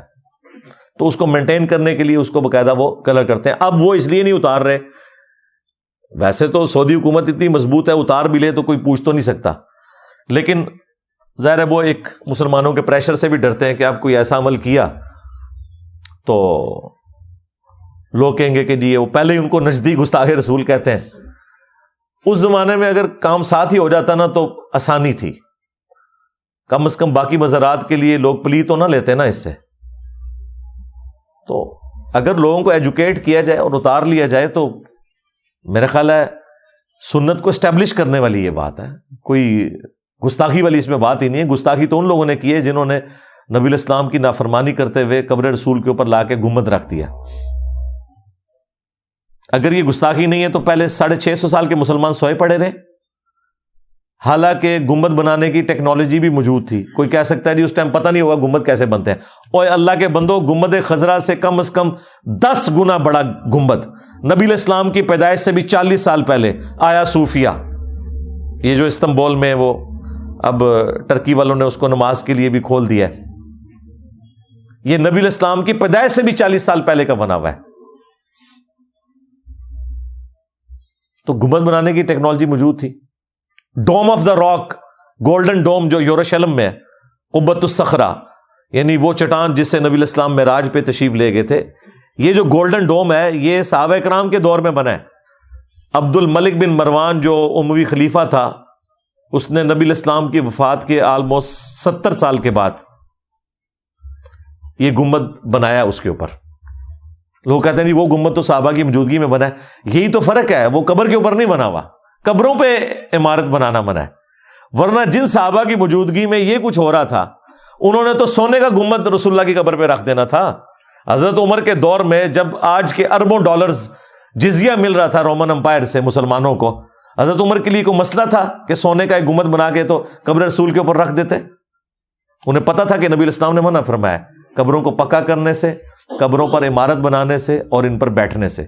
ڈائریکٹ بیٹھنا بھی منع ہے، مجاور بن کے بیٹھنا بھی منع ہے۔ آپ کو بڑی بڑی باتیں کریں گے جی، گنبد کے حق میں یہ دلیل دے رہے ہوں گے آپ کو، یہ کیسے ہو سکتا ہے کہ نبی علیہ السلام کی قبر کے اوپر جو ہے وہ خلاف سنت کام ہو جائے اور اللہ برداشت کر لے؟ سرکار پھنس جاؤ گے، بڑے پیڑے پھنسو گے، کیونکہ آج جو امام کعبہ ہے وہ تو آپ کے نزدیک نجدی ہے، مکے کا بھی اور مدینے کا بھی، یہ پھر کیسے ہو گیا؟ اب جب یہ آپ الزامی جواب دیں گے تو آگے سے ہکے بکے رہ جائیں گے یہ، اور نہیں جی وہ یزید کی بھی حکومت آ گئی تھی نا، ہاں ہونٹ داڑھ تھلے آئے ہو نا۔ دنیا کو اللہ نے بقدر ایفرٹ چھوڑا ہوا ہے، دین کا معیار جو ہے قرآن و سنت ہے، نہ کہ اس طرح کے جو ہے وہ ٹوٹکے اور توہمات ان کو لے کے چلنا۔ جو کام ان لوگوں نے نہیں کیا جبکہ وہ کر بھی سکتے تھے، بعد والے لوگ کر کے اس کو دلیل بنا رہے ہیں اور اپنے بزرگ بابوں نانگے پیروں کی قبریں اور ان کے مزارات بنا رہے ہیں، اور پری وہاں سے پکڑی ہوئی ہے۔ ہمارے جو استاد غلام سعود سعیدی صاحب رحمہ اللہ فوت ہو گئے، تو 2007 میں ان سے میری ملاقات ہوئی، انہوں نے مجھے اپنا اس وقت موبائل نمبر بھی دیا۔ کچھ عرصے بعد یہ جو قبروں والی حدیثیں آئیں تو انہوں نے بھی وہی فضول بحثیں کی ہوئی کہ اعلی قبر بنانا جو ہے وہ مزار غلط ہے، فوق ہو تو درست ہے۔ یعنی وہ کہتے ہیں کہ یہ عربی میں جو دو الفاظ ہیں اعلی اور فوق، اعلی کہتے ہیں ایگزیکٹلی کسی چیز کے اوپر بلڈنگ بنا دے، فوق ہوتی ہے یوں، جسے انگلش میں آپ اپون کہتے ہیں، یہ اپون ہے، اور آن یعنی ایگزیکٹلی قبر کو اوپر اس طریقے سے بلڈنگ بنا کے ایکسٹینڈ کرنا، وہ کہتے ہیں یہ منع ہے۔ اگر سائڈ پہ دیواریں کھڑی کر کے وہی جو فقہ حنفی کے ہیلے ہیں اور اوپر گنبد رکھ دیں تو یہ جائز ہے۔ یعنی نبی علیہ السلام جب بتا رہے تھے تو صحابہ کرام کے دماغ میں نہیں تھا کہ جو حضور منع کر رہے ہیں عمارت بنانے سے تو اس سے مراد کیا ہے، انہیں پتا تھا کہ سائڈ سے ہو یا اوپر ہو۔ تو فون پہ میری ان سے بات ہوئی، بعد میں نے کہا یہ آپ کس قسم کی توجیحات بیان کر رہے ہیں؟ کہتے ہیں نہیں وہ اللہ کے الفاظ موجود ہیں، تو اس لیے قبر کے ایگزیکٹ اوپر بلڈنگ بنانا منع ہے، سائڈ سے اگر بلڈنگ کھڑی کر کے اوپر یوں گنبد رکھ لیا جائے تو وہ جائز ہے۔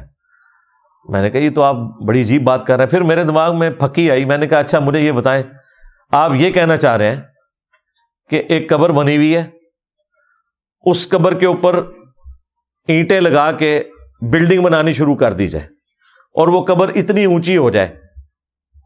کہتے ہیں ہاں جی یہ والی منع ہے۔ میں نے کہا آپ کے سارے مزار ہی یہی بنے ہوئے، جتنے مزارات ہیں ایگزیکٹلی اس کے اوپر بلڈنگ بنی ہوئی ہے۔ میں نے کہا جس طرح کے داتا دربار بنا ہوا ہے وہ بیسمنٹ میں ہے قبر علی بن عثمان اجویری کی۔ یہ جب کمپلیکس تعمیر ہوا نا، جب نواز شریف صاحب پہلی دفعہ وزیر اعظم بنے تھے نا، تو یہ کارنامہ انہوں نے کیا تھا۔ ہمارے جتنے بھی حکمران ہیں نا یہ مزارات کے ساتھ لگاؤ رکھتے ہیں اس وجہ سے تاکہ انہیں ووٹ پڑے۔ خان صاحب بھی جا کے وہ پاک پتن جا کے قبر کے اوپر گر گئے تھے سجدہ کرنے، وہ اسی لیے گئے تھے کہ ووٹ پڑے۔ اور نواز شریف صاحب بھی، حالانکہ نواز شریف صاحب کو سمجھ آئے ان سارے عقیدوں کی، اس کے باوجود یہ سارا کمپلیکس انہوں نے بنوایا۔ تو بیسمنٹ میں قبر تھی، اس کو ایکسٹینڈ کرتے ہوئے اوپر کے فلور تک لے آئے ہیں۔ یہ جو آپ کو باہر نکلی ہوئی قبر نظر آ رہی ہے نا، کم از کم اس سے 15-20 فٹ نیچے ہے قبر۔ یہ وہ عمارت بنانا ہے جس کو بریلوی بھی غلط سمجھتے ہیں لیکن نہیں بولتے۔ میں نے کہا جی یہ جو بنی ہوئی ہے، کہتے ہیں نہیں اس پہ میں نہیں بات کروں گا۔ میں نے کہا بات کریں آپ، میں آپ کی فون بھی نہیں کال ریکارڈ کر رہا کہ میں نے کہیں چڑھا دینی ہے، لیکن کم از کم آپ مانے تو صحیح نا۔ کہتے نہیں بس میں نے مسئلہ آپ کو بتانا تھا، بتا دیا۔ تو یہ خام خواہ بیچ میں سے نا انہوں نے پخیں نکالی ہوئی ہیں، حالانکہ بتانے والے کا نہ وہ مطلب ہوتا ہے، نہ صحابہ کرام جو سن رہے تھے انہوں نے وہ مطلب نکالا جو بعد کے لوگوں نے نکالنا شروع کر دیا۔ پھر عجیب قسم کی متھ اور عقیدے انہوں نے وابستہ کر دیے۔ جی گنبد خضرا کا سایہ ہی نہیں ہے۔ اللہ بھلا کرے اس میڈیا کا، اور یہ اجمیر شریف والوں نے جو کیمرے بنا دیے، بغداد شریف والوں نے یوٹیوب بنا دی، ورنہ تو آج کے لوگوں کو تو پتہ ہی نہیں چلتا۔ ہمارے ایک اسٹوڈنٹ نے باقاعدہ ریئل ٹائم وہاں گنبد خضرا کی سائے کی ویڈیو بنا کے بھیج دی. وہ ہم نے کئی ایک ویڈیوز میں اسے ڈسپلے بھی کروایا. ہاں جی میں تقریباً اس کا ٹائم مینار ہے ان کا سایہ ہے ادھرلے پاسے. ہاں گنبد خضرا ہے تھلے دیکھو نا ڈوم بنیا ہوا ہے یہاں کا سایہ ہے گنبد خضرا کا. اتنے جڑی نا چونج آئی نا جڑی اتنے ان کا یہ سایہ ہے. دیکھو سامنے گنبد خضرا تھلے نا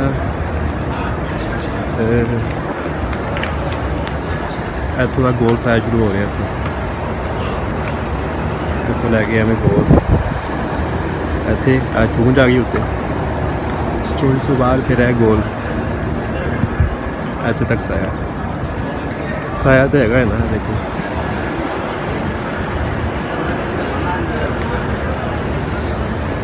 وہ اتنے تھوڑا جہا سایہ نظر آ رہا. باقی جہاں ہے دیواروں کا سایہ ہے دیواروں میں جہاں بنیا وا نا وہ نشان جہ بنے نے انہوں کا یہ سایہ چل رہا.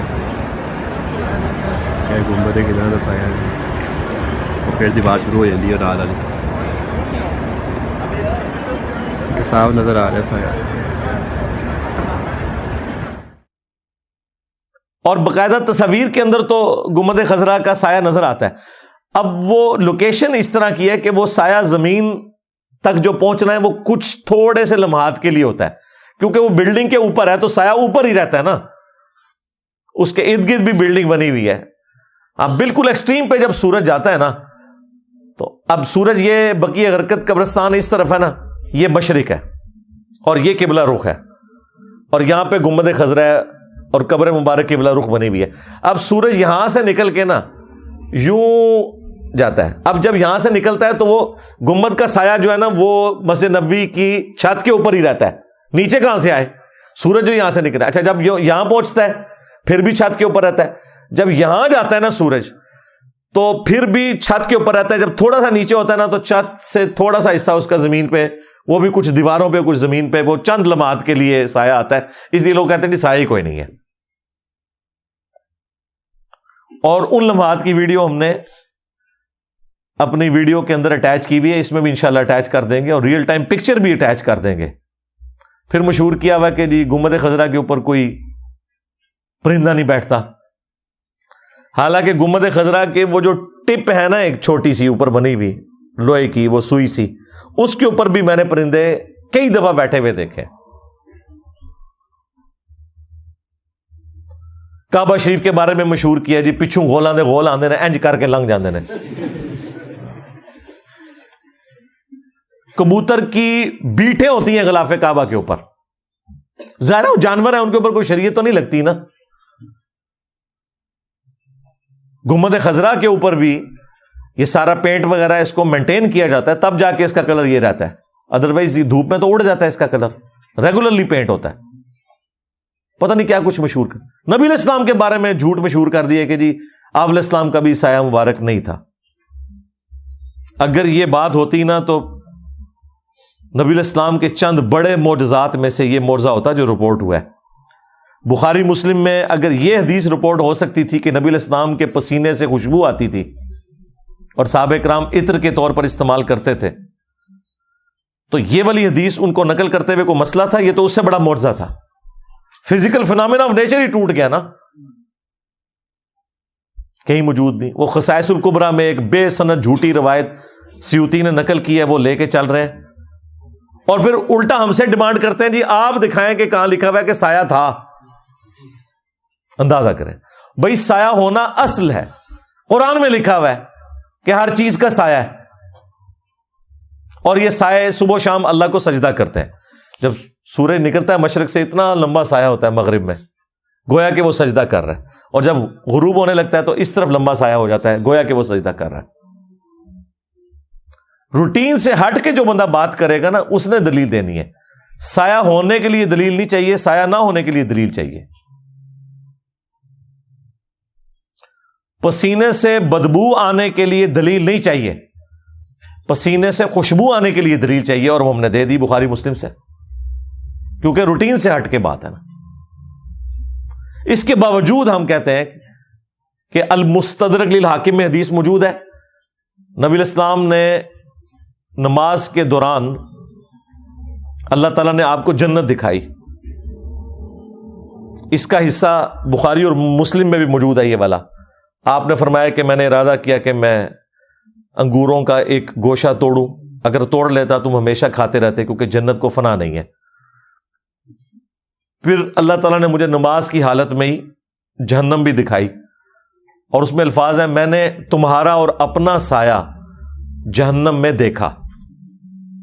یعنی اتنا قریب وہ جو جہنم قریب تھی کہ نبی الاسلام نے اپنا سایہ محسوس کیا. پھر آپ نے اس کی تعویل کی کہ میرے بعد امت کے اوپر فتنے آئیں گے. پھر مسند احمد میں حدیث موجود ہے، نبی الاسلام کی جو بیوی ہیں سیدہ زینب، وہ کہتی ہیں کہ میں نے اپنے قریب آتے ہوئے ایک سائے کو دیکھا. وہ خیمے میں بیٹھی ہوئی تھی، تو جب وہ میرے قریب آئے تو میں نے دیکھا وہ اللہ کے نبی علیہ السلام تھے. تو نبی علیہ السلام کا سائے پہ بھی حدیثیں موجود ہیں، لیکن ان کی ضرورت نہیں ہے، نہ ہونے کے لیے دلیل چاہیے. ہونے کے لیے دلیل کی ضرورت ہی نہیں ہے، وہ اپنی اصل میں. تو اس طرح کے دیو مالائی قصے کہانیاں یہ لوگ مشہور کر دیتے ہیں، اور پھر دین کو ایسا ٹیمپر کرتے ہیں کہ جو بندہ قرآن و حدیث پیش کرتا ہے اس کے اوپر گستاخی کے فتوے لگانا شروع کر دیتے ہیں، اور کہتے ہیں ہم نے تو آج تک یہ بات سنی نہیں. بھئی آپ اور آپ کے آباء و اجداد نے نہ قرآن پڑھا نہ سنت پڑھی، انہوں نے کہاں سے سننی تھی؟ پڑھا ہوتا. یہ بالکل ہم تصدیق کرتے ہیں کہ آپ نے واقعی نہیں سنی، نہ آپ کے بڑوں نے سنی. یہی تو ہمارا رونا ہے کہ نہ آپ نے قرآن و سنت پڑھی نہ آپ کے بڑوں نے پڑھی. پھر نبی علیہ السلام کے بال مبارک، وہ تو آئے دن یہ لوگ زیارت کرواتے رہتے ہیں میلاد کے جلسوں کے اندر، گچھوں کے گچھے بنے ہوئے. تو آج ہی فیصلہ کر لیتے ہیں ان بالوں کا سایہ پھر نہیں ہونا چاہیے اگر یہ نبی علیہ السلام کے بال مبارک ہے. تو اس کا جواب ہو سکتا ہے کوئی بدبخت یہ دینے کی کوشش کرے کہ نہیں جی وہ جب تک جسم کے ساتھ تھے، تو اس کا مطلب ہے تم کہہ رہے ہو کہ جسم سے ہٹ کے اس کی برکات ختم ہو گئی ہیں. توبہ توبہ توبہ، اتنی بڑی گستاخی. بخاری میں موجود ہے کہ نبی علیہ السلام کے بال مبارک کا دھون صحابہ کرام بیماری میں شفا کے طور پر لیتے تھے، اور مسلم شریف میں آپ کے کرتے کا دھون شفا کے طور پر لیتے تھے. تو نبی علیہ السلام کے بال مبارک کی برکات ختم تو نہیں ہوگی. آج ہی فیصلہ کر لیتے ہیں بال مبارک یہ جو تم لوگ زیارت کروا رہے ہو اس کے اوپر ٹارچ مارو، اگر سایہ اس کا نکل آتا ہے پھر ہمارا مقدمہ درست ہے، اور اگر نہیں نکلتا تو ہم بریلوی ہونے کے لیے تیار ہیں. لو جی، منازعہ بھی کرنے کی ضرورت نہیں ہے. توپ کاپی میوزیم میں تو اوریجنل بال نبی علیہ السلام کے رکھے ہوئے ہیں ٹرکی کے اندر. وہاں جا کے آپ چیک کر لیں تو آپ کو پتا چل جائے گا کہ سایہ نظر آتا ہے ساتھ. ساری کہانیاں بنائی ہوئی ہیں انہوں نے، اور ان کہانیوں کی بنیاد کے اوپر انہوں نے اتنے بڑے بڑے عقیدے کھڑے کر دیے کہ جو بندہ اس کے خلاف بات کرتا ہے اسے گستاخ کہنا شروع کر دیتے ہیں. لیکن یہ سب کچھ پرانا ایک ڈھکوسلا ہے. اب یہ معاملات اس طریقے سے آگے نہیں چلیں گے انشاءاللہ تعالی. اچھا، اب اینڈ پہ میں قبر رسول صلی اللہ علیہ وآلہ وسلم کے حوالے سے بھی چند ایک چیزیں بیان کر دوں. بسا اوقات جب کبھی گنبد خضرا کے حوالے سے ڈسکشن شروع ہوتی ہے تو لوگ یہ پروپیگنڈا کرتے ہیں کہ یہ لوگ جو ہیں وہ قبر رسول کو ختم کرنا چاہتے ہیں. نعوذ باللہ من ذالک. قبر رسول کے خلاف سازش تو آپ لوگوں نے کی ہے کہ اصل جس شخصیت کا پروٹوکول تھا ان کے نام کے اوپر تم لوگوں نے چندے کھائے، جدادیں بنائی، مکے اور مدینے کی آوازیں لگا کے سواریاں سوار کی، اللہ اور اس کے رسول عز و جل و صلی اللہ علیہ وآلہ وسلم کے نام پر لوگوں کا استحصال کیا، اور ادھر اپنے بزرگ بابوں کے مزارات بنانا شروع کر دیے. غداری تو تم لوگوں نے کی ہے.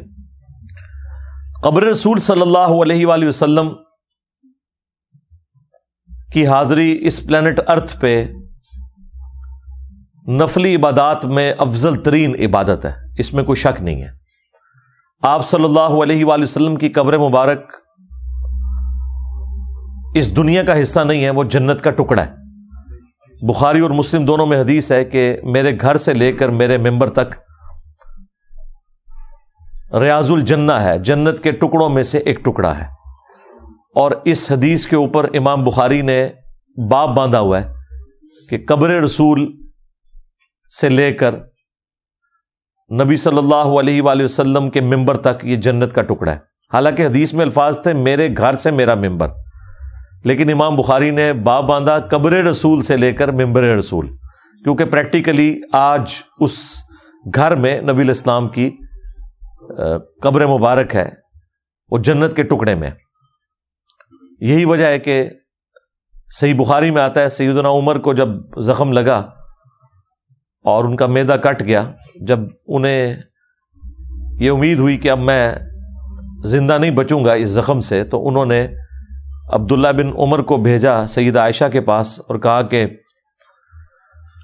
سیدہ عائشہ سے کہنا کہ عمر بن خطاب عرض کرتا ہے کہ میں اپنے 2 ساتھیوں کے ساتھ دفن ہونا چاہتا ہوں، یعنی روضہ شریف میں.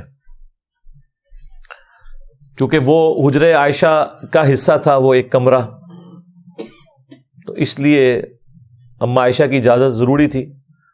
تو عبداللہ بن عمر کو حضرت عمر نے کہا تم نے امیر المومنین نہیں کہنا، عمر بن خطاب کہنا ہے.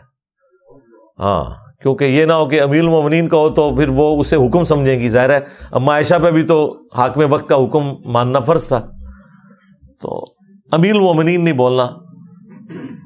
تو جب انہوں نے عرض کی تو اما عائشہ نے کہا کہ وہ جگہ تو میں نے اپنے لیے رکھی تھی، لیکن آج میں عمر کو اپنے پہ ترجیح دوں گی. اب جب واپس آ کے یہ خوشخبری سنائی تو حضرت عمر نے کہا کہ واللہ میرے لیے اس سے بڑھ کر کوئی محبوب چیز نہیں تھی کہ میں رسول اللہ کے ساتھ دفن ہوتا. جب میں مر جاؤں تو پھر ایک دفعہ میری میت کو دفنانے سے پہلے سیدہ عائشہ سے پوچھ لینا، ہو سکتا ہے انہوں نے میرے روب کی وجہ سے اجازت نہ دے دی ہو، اور جب وہ اجازت دیں تو مجھے دفن کر دینا، ادروائز مجھے مسلمانوں کے قبرستان میں دفن کر دینا. خیر وہ ان کو وہاں پہ دفن ہونا نصیب ہوا. یہاں پبلک میں انہوں نے مشہور کیا ہوا ہے کہ وہ حضرت ابوبکر کی جب دفن ہونے کی باری آئی تو وہ میت کو سامنے رکھا گیا تو خود بخود کنڈی کھل گئی اور اندر سے آواز آئی کہ حبیب کو حبیب سے ملا دو. سیدنا صدیق اکبر نے بھی یہی وصیت کی تھی کہ میرا جنازہ پڑھ کے پھر حضور کے سامنے لے جانا اور سلام عرض کرنا، اجازت مل جائے تو قدموں میں دفن کر دینا ورنہ جنت البقیع میں. تو حضرت علی المرتضیٰ اور حضرت انس روایت کرتے ہیں کہ ایسا ہی ہوا کہ ہم نے جنازہ اٹھایا، پڑھا اور پھر حضور کے مواجہ انور کے سامنے رکھ دیا. اے اللہ کے پیارے محبوب صلی اللہ علیہ وسلم، یہ ابو بکر ہیں، آپ سے اجازت طلب کرتے ہیں، آپ کی قربت میں دفن ہونے کا شوق ہے، ہمیں کیا حکم ہے؟ تو اس وقت حجرہ عائشہ تھا، یہ گنبد خضرا نہیں بنا ہوا تھا، صرف حجرہ تھا اور اس کو تالا لگا تھا، چابی حضرت عائشہ کے پاس ہوا کرتی تھی رضی اللہ تعالی عنہ. تو پھر کیا ہوا کہ وہ تالا خود بخود کھلا، پھر کنڈی بھی خود بخود کھلی، اور پھر جو دروازہ تھا وہ خود بخود کھلا اور اندر سے آواز آئی اوصل الحبیب الی الحبیب لان الحبیب الی الحبیب مشتاق، یار کو یار سے ملا دو، یار تو پہلے یار کا انتظار کر رہا ہے. دیکھیں کتنا بڑا جھوٹ بولتے ہیں یہ لوگ. مطلب یہاں پہ تو حضرت عمر کو بھی چاہیے تھا کہ وہ یہی کہتے کہ میری لاش کو بھی جا کے رکھ دینا روضہ شریف کے سامنے، خود اندر سے آواز آئے گی، جبکہ ابو بکر کے لیے آئی ہے تو میرے لیے بھی آئے گی، میں بھی تو اللہ کے نبی کا ساتھی ہوں. بخاری مسلم میں نہیں آتا مولا علی کا جو خطبہ ہے سیدنا عمر کی میت پہ کہ میں نے بارہا سنا تھا، میں ابو بکر اور عمر داخل ہوئے، میں ابو بکر اور عمر نکلے، تو میں اکثر ابو بکر کے ساتھ آپ کا نام سنتا تھا، رسول اللہ صلی اللہ علیہ وآلہ وسلم دیا کرتے تھے، تو مجھے امید تھی کہ تم اپنے 2 ساتھیوں کے ساتھ جا ملو گے. تو اس میں بھی ابو بکر اور عمر اکٹھا ذکر ہے، لیکن یہ ہے بخاری شریف، وہ ہے کہانی شریف، یہ فرق ہے. بخاری شریف میں یہ ہے کہ حضرت عائشہ سے اجازت لی، کہانی شریف میں یہ ہے کہ کنڈی خود کھل گئی. ٹھیک ہے، کہتے تالا بھی کھل گیا، تالا تو ہوتا ہی نہیں تھا ادھر، بھائی تالا کہاں سے آیا؟ وہ تو حضرت عائشہ کے حجرے کا ایک کمرہ تھا، اس میں تالا تو ہے ہی کوئی نہیں تھا. اپنی طرف سے جھوٹ مشہور کر دیا انہوں نے. صحیح بخاری میں حدیث ہے کہ حضرت عمر فاروق رضی اللہ تعالیٰ عنہ یہ دعا مانگا کرتے تھے، اللہم ارزقنی شہادتاً فی سبیلک وجعل موتی فی بلد رسولک صلی اللہ علیہ وآلہ وسلم. اے اللہ مجھے اپنے راستے میں شہادت کی موت دینا اور رسول اللہ کے شہر میں موت دینا. اللہ تعالیٰ نے دونوں دعائیں ان کے حق میں قبول کی. نبی صلی اللہ علیہ وآلہ وسلم کے شہر میں موت آئی اور دفن بھی ہوئے روضہ شریف میں نبی علیہ السلام کے ساتھ, اور شہادت کی موت بھی ملی. یہ صحیح بخاری میں دعا ہے, یہ آپ لوگوں کو بھی مانگنی چاہیے, اپنی دعاؤں میں اسے شامل کریں. مسلم شریف میں حدیث ہے, جو مدینے کے مصائب پر صبر کرے یہاں تک کہ اسے موت آئے تو قیامت کے دن میں اس کا شفیع بنوں گا. اور جامع ترمذی میں حدیث ہے کہ ہو سکے تو مدینے میں مرو, جو مدینے میں مرے گا میں اس کی شفاعت کروں گا. تو یعنی اسی لیے کئی صحابہ, تابعین اور محدثین مدینہ شریف چھوڑ کے باہر نہیں جاتے تھے تاکہ انہیں مدینے میں موت آئے. نبی علیہ السلام کی طرف سے اسپیشلی ایک پروٹوکول والی چیز ہے یہ. لیکن یہ اسی صورت میں ہے کہ جب وہ بزرگ اور بابا آپ کے فرقے کا ہو. ہاں, کیونکہ شیخ زکریا کاندلوی جنہوں نے فضائل اعمال لکھی ہے وہ بھی بقیہ غرقت قبرستان میں دفن ہے مدینہ شریف میں. کسی بریلوی سے منوا کے بتائیں, وہ کہیں گے مردود ہے. اور الیاس قادری صاحب کے جو پیر ہیں ضیاء الدین مدنی, وہ بھی بقیہ غرقت قبرستان میں دفن ہے. اب کسی سے منوا کے بتائیں. تو یہ اپنے بزرگوں کو سمجھتے ہیں, ویسے ہی آپ کو نسبتوں کی دھونسے لگوائیں گے. بہرحال نبی علیہ السلام کی جو قبر مبارک ہے وہ جنت کے ٹکڑوں میں سے ایک ٹکڑے کے اندر ہے, اور صحابہ اکرام کی عادت تھی کہ وہ قبر رسول کے اوپر حاضری دیتے تھے ریگولرلی. عبداللہ بن عمر کے بارے میں 4 کتابوں میں رپورٹ ہوا ہے, المصنف ابن ابی شیبہ کے اندر, سنن الکبریٰ البیہقی کے اندر, الموطا امام مالک میں, فضل الصلاۃ علی النبی میں, کہ جب کبھی بھی عبداللہ بن عمر سفر پر جاتے یا سفر سے واپس آتے تو پہلے مسجد نبوی میں 2 نفل پڑھتے, اور اس کے بعد پھر قبر رسول پر حاضر ہو کر عرض کرتے السلام علیکہ یا رسول اللہ, السلام علیکہ یا ابا بکر, السلام علیکہ یا عمر. ایک روایت میں یا ابتا, اے میرے باپ آپ پر سلام ہو. تو یہ ان کی روٹین میں تھا.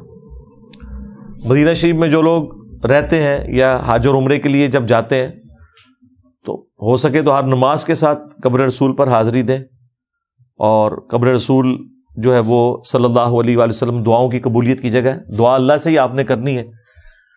اور قبر رسول کے لیے تو اسپیشل پروٹوکول ہے. سنن ابی داؤد میں حدیث ہے کہ جو قبر پہ آ کے مجھ پہ سلام عرض کرے گا, کیونکہ یہ قبر والے چیپٹر میں امام ابو داؤد لے کے آئے ہیں, تو اللہ تعالیٰ میری روح کو لوٹا دے گا, میں اس کے سلام کا جواب بھی دوں گا. یعنی یہ برزخی ہے لوٹنا, فزیکلی لوٹنا نہیں ہے, ورنہ تو روح کو نکالنا یا داخل کرنا ایک تکلیف دہ امر ہے.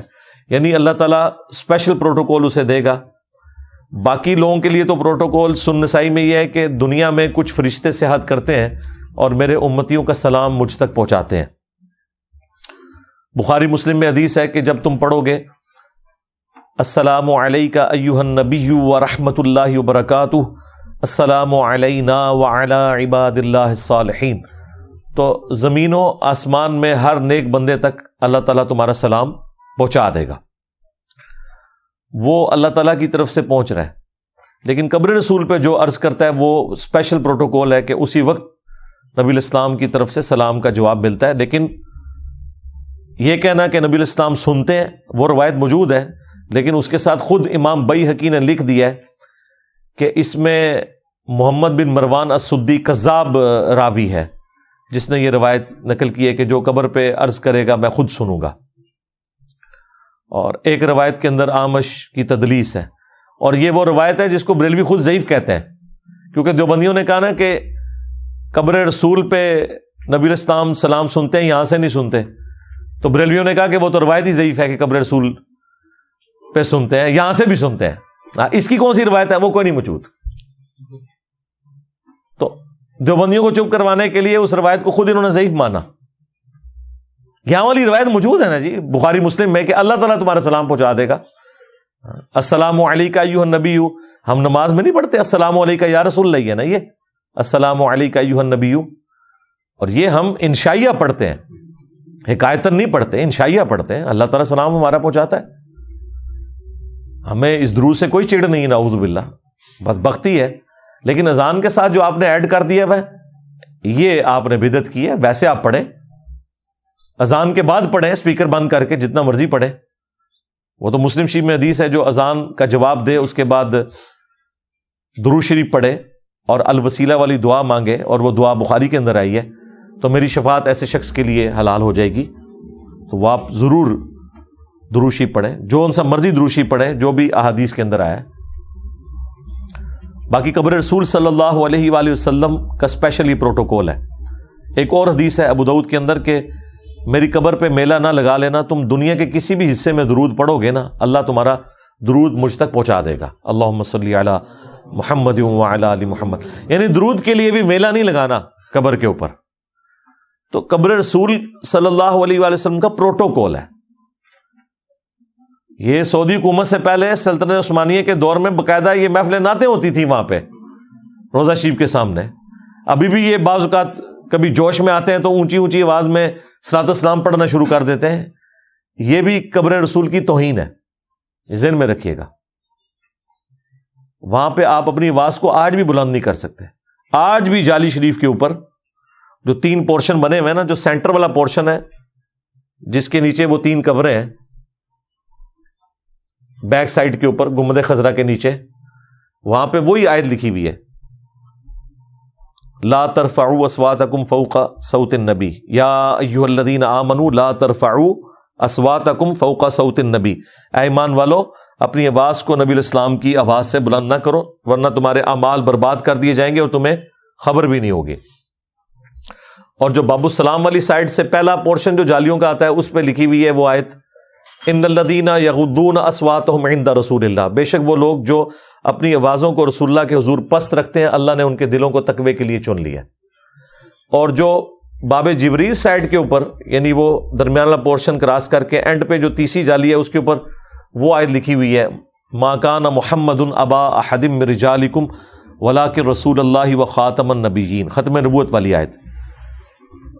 تو روضہ شریف پہ یہ آیات آج بھی لکھی ہوئی ہیں. ایون جو سعودیہ کے جو مفتی اعظم نے وہاں سے کتاب جو قبر رسول پہ حاضری کے طریقے والی ملتی ہے نا، جو فری بھی وہ دیتے ہیں، اس میں باقاعدہ لکھا ہوا ہے کہ نبی الاسلام اپنی وفات کے بعد بھی اسی طریقے سے قابل احترام ہے جس طرح اپنی مبارک زندگی میں. لہذا قبر رسول کے پاس بھی آواز اونچی کرنا اعمال کو برباد کرنا ہے. تو یہ بڑی احتیاط کی ضرورت ہے اس معاملے میں. وہاں جا کے صلاۃ والسلام بھی آپ اونچا نہیں پڑھ سکتے. احترام کے ساتھ سلام عرض کریں اور دوسری طرف سے باہر نکل جائیں. وہاں پہ میلہ لگانے کی، جمگٹا کرنے کی ضرورت نہیں ہے. ابھی کچھ عرصہ پہلے سعودی حکومت نے اندر جو قبروں کا نقشہ ہے نا، وہ ایک امیجنری سا نقشہ بنا کے نا انہوں نے مارکیٹ میں نکال دی ہے، تاکہ لوگ، کیونکہ وہ مولانا روم کی جو قبر ہے نا، وہ بعض لوگوں نے وہ جس کے اوپر وہ سبز کلر کا وہ ایک پگڑی بھی رکھی ہوئی ہے، وہ مشہور کر دیا تھا یہ قبر رسول ہے.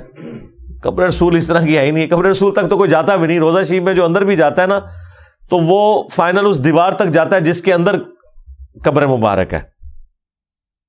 وہ تو صدیوں سے بند پڑی ہوئی ہے. وہ ایک نور الدین زنگی والا واقعہ بھی بیان کرتے ہیں، اس کی بھی سند کوئی نہیں ہے. اور وہ دیکھیں کتنا گستاخانہ واقعہ ہے. وہ مطلب اس میں وہ کہہ رہے ہیں کہ نبی الاسلام کی جو جس میں اتھر ہے اس کو یہودی لے کے جانا چاہتے تھے، وہ پی ٹی وی نے ڈرامہ بھی بنا دیا. ویسے کہتے ہیں نبی الاسلام مشکل کشا ہیں، تو وہ نبی الاسلام نے مدد مانگی جو ہے حضرت نور الدین زنگی سے. تو ہی فراڈ ہے، جھوٹ ہے، اس طرح نہیں ہے. بل وہ روضہ شریف کو ایک پروٹوکول دیا، وہاں تک کوئی جاتا بھی نہیں. جالی شریف سے کافی پیچھے ہے قبر مبارک. تو وہ نقشہ جو انہوں نے جاری کیا ہوا ہے وہ بالکل اسی طریقے سے ہے جیسا کہ رپورٹ ہوا ہے. آپ سامنے اگر جالی شریف پہ حاضر ہو نا، تو ایک بڑا سا گولڈن دائرہ نظر آئے گا، اس کے ساتھ تھوڑے سے وقفے سے ایک چھوٹا گولڈن دائرہ ہے اور اس کے ساتھ ایک اور ہے. وہ بڑے دائرے کے اوپر لکھا ہوا ہے کہ یہاں نبی الاسلام کا جو چہرہ مبارک ہے، اور پھر حضرت ابوبکر، حضرت عمر. وہ 3 قبریں اس طرح بنی ہوئی ہیں کہ سب سے آگے جو قبلہ رخ والی سائڈ پہ، یعنی جالی شریف کے بالکل قریب والے پورشن میں جو قبر مبارک ہے وہ نبی الاسلام کی قبر مبارک ہے. پھر آلموسٹ آپ کی ناف کی سیدھ میں آپ کی بیک سائڈ کے اوپر حضرت ابوبکر کی قبر ہے، اور پھر ان کی ناف کی سیدھ میں ادھر حضرت عمر کی قبر ہے. تو اس کی وجہ سے ایک قبر کی جگہ خالی ہے. وہ جامع ترمذی میں حدیث ہے کہ عیسیٰ ابن مریم جو ہے نا وہ دفن ہوں گے روضہ شریف میں. نبی علیہ السلام کے ساتھ ان کی ایک قبر کی جگہ ابھی بھی خالی ہے. تو یہ باقاعدہ جو ٹاپ ویو ہے نقشہ یہ سعودی حکومت نے جاری کر دیا ہوا ہے. وہ ہے تو تھریٹیکل بنایا ہوا ہے انہوں نے, لیکن سمجھانے کے لیے. وہ حجرہ چھوٹا سا ہی ہے, اور اس کے ساتھ ہی سیدہ عائشہ کا وہ ایک چھوٹا سا کمرہ جس میں انہوں نے 47 سال آپ علیہ السلام کی وفات کے بعد گزارے.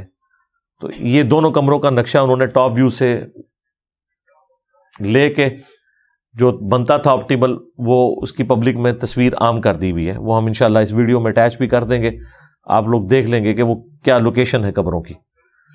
بل روزہ شریف کے اوپر حاضری دیتے وقت فل پروٹوکول, ادب اور احترام کو ملحوظ خاطر رکھنا یہ ہر مسلمان کے اوپر واجب ہے.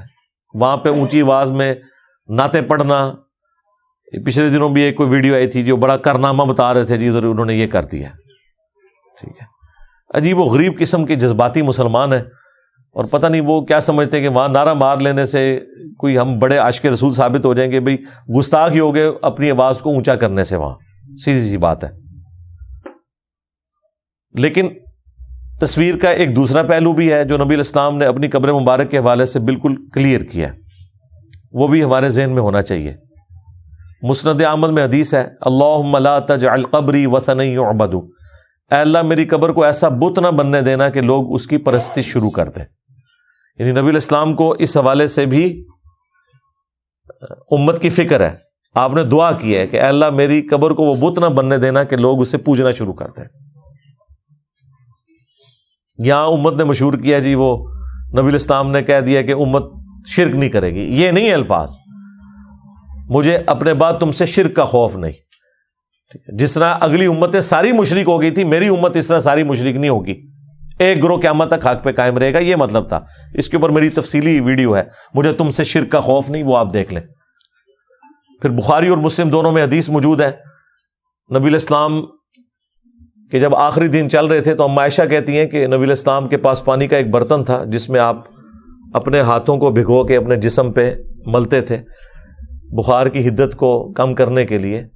بار بار چہرے اقدس سے چادر ہٹاتے اور کہتے لعن اللہ الیہود والنصارى اتخذوا قبور انبیائہم مساجدا, اللہ کی لعنت ہو یہود و نصارہ کے اوپر کہ انہوں نے اپنے نبیوں کی قبروں کو سجدہ گاہ بنا لیا تھا. اس کے ساتھ سیدہ عائشہ کے الفاظ ہیں کہ اگر ہمیں یہ خطرہ نہ ہوتا کہ لوگ رسول اللہ کی قبر پہ سجدے شروع کر دیں گے تو ہم نبی علیہ السلام کی قبر کو زائرین کی زیارت کے لیے کھلا چھوڑ دیتے. اس زمانے میں بھی اما عائشہ کی اجازت کے بغیر کوئی حجرے میں نہیں جاتا تھا, اوپن نہیں چھوڑا گیا, کیونکہ اما عائشہ کہتی ہیں ہمیں ڈر تھا کہ لوگ سجدے شروع کر دیں گے. یہ کہنے شرک ختم ہو چکا ہے, اما عائشہ کہہ رہی ہے ہمیں تو ڈر تھا, کیونکہ انہیں پتا تھا کہ بخاری میں حدیث ہے, دیکھنا میری شان کو اس طرح بلند نہ کرنا جس طرح نصارہ نے اپنے پیغمبر کو بڑھا دیا. میں اللہ کا بندہ اور اس کا رسول ہوں, مجھے اللہ کا بندہ اور اس کا رسول ہی کہنا.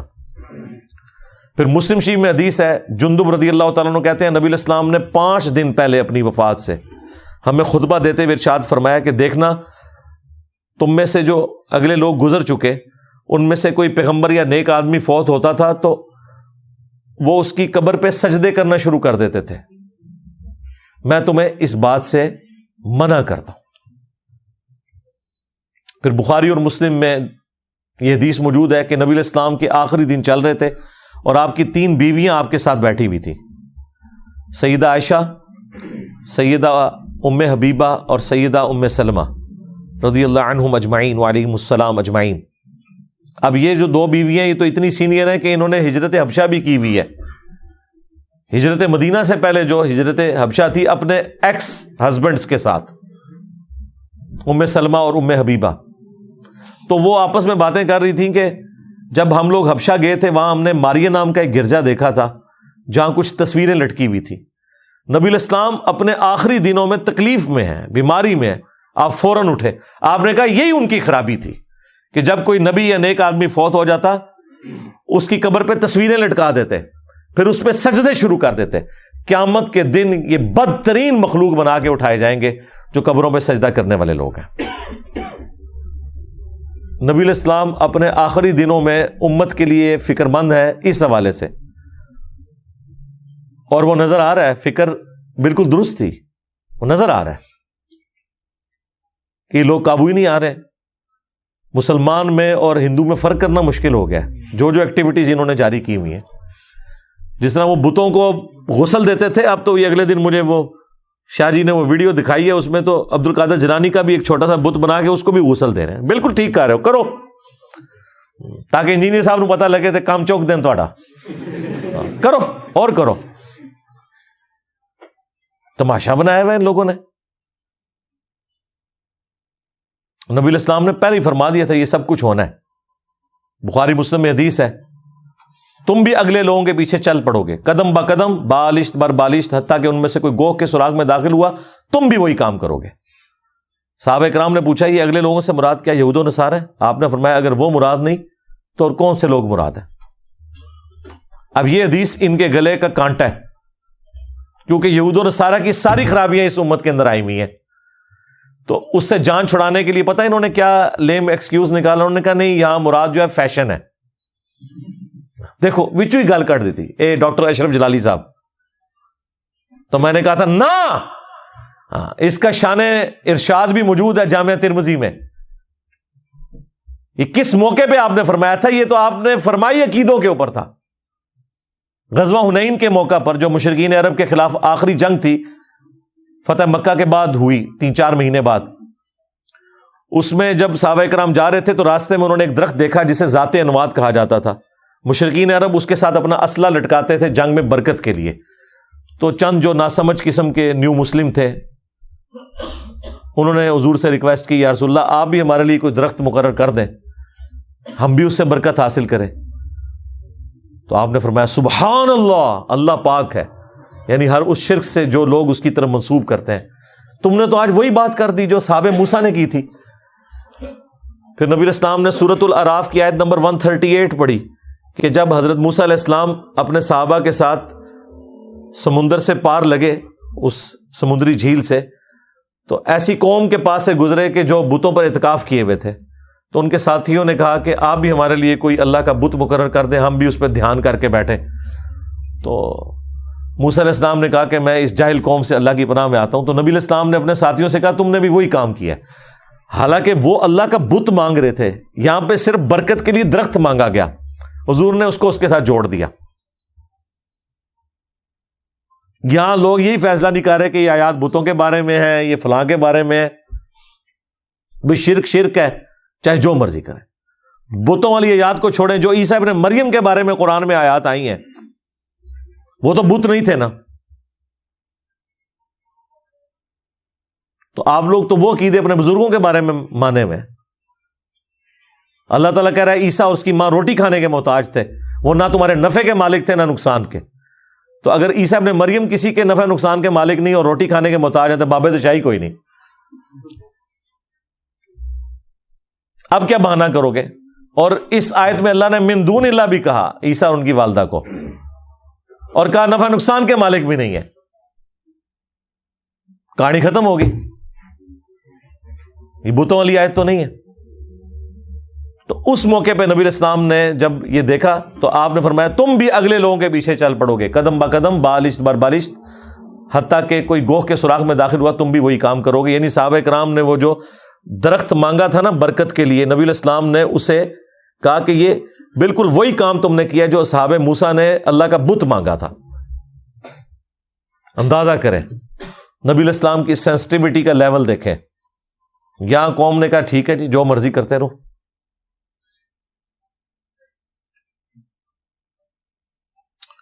میں اپنی گفتگو کو کنکلوڈ کروں گا قرآن کی اس آیت کے اوپر, سورہ توبہ کی آیت نمبر 31. اتخذوا احبارهم ورهبانهم اربابا من دون اللہ. یہود و نصارہ نے اپنے بزرگوں کو اور اپنے جوگیوں کو, صوفیوں کو اپنا رب مان لیا تھا اللہ کے مقابلے پر. یہاں پہ بھی انہوں نے اپنے بزرگ بابوں کو رب مانا ہوا ہے. اس کے کانٹیکسٹ میں ایک حدیث ہے جامعہ ترمذی میں, اور شیخ البانی اسے احادیث صحیحہ میں بھی لے کے آئے ہیں. عدی بن حاتم جب مسلمان ہوئے, حاتم تائی کے بیٹے تھے جو مشہور عرب کا فیاض تھا, تو وہ کہتے ہیں کہ میں نے نبی الاسلام سے کہا کہ قرآن میں ایک آیت ایسی ہے جو مجھے کھٹکتی ہے, میں چاہ رہا ہوں آپ سے ہی پوچھوں ڈائریکٹلی. یہ جو قرآن میں آیا کہ یہود و نصارہ نے اپنے علماء کو, بزرگوں کو, صوفیوں کو, جوگیوں کو اپنا رب مان لیا تھا اللہ کے مقابلے پر، تو ہم تو اپنے علماء کی عبادت نہیں کرتے تھے، اپنے راہبوں کی عبادت تو نہیں کرتے تھے۔ آپ نے فرمایا کہ کیا تم ان کے حلال کو حلال اور حرام کو حرام نہیں سمجھ لیتے تھے؟ ان کا یا رسول اللہ ایسے ہی تھا۔ فرمایا یہی تو ان کو رب بنانا ہے۔ اچھا آج کا کوئی ہوتا نا کوئی انفی، وہ کہتا ہے یا رسول اللہ تو علماء سے تو پوچھ کے چلنا چاہیے، علماء ہی بتائیں گے نا حلال اور حرام۔ اور نبی اسلام کیا کہہ رہے ہیں کہ علماء بھی بتائیں، صوفی بھی بتائیں، تب بھی دیکھنا ہے کتابوں میں کیا لکھا ہوا ہے۔ یعنی کہ نبی اسلام بھی یہی کہہ رہے تھے کہ عدی بن حاتم تم نے کر لینا تھا غور، کتابوں کا خدا اور ہے، بابوں کا خدا اور۔ ہاں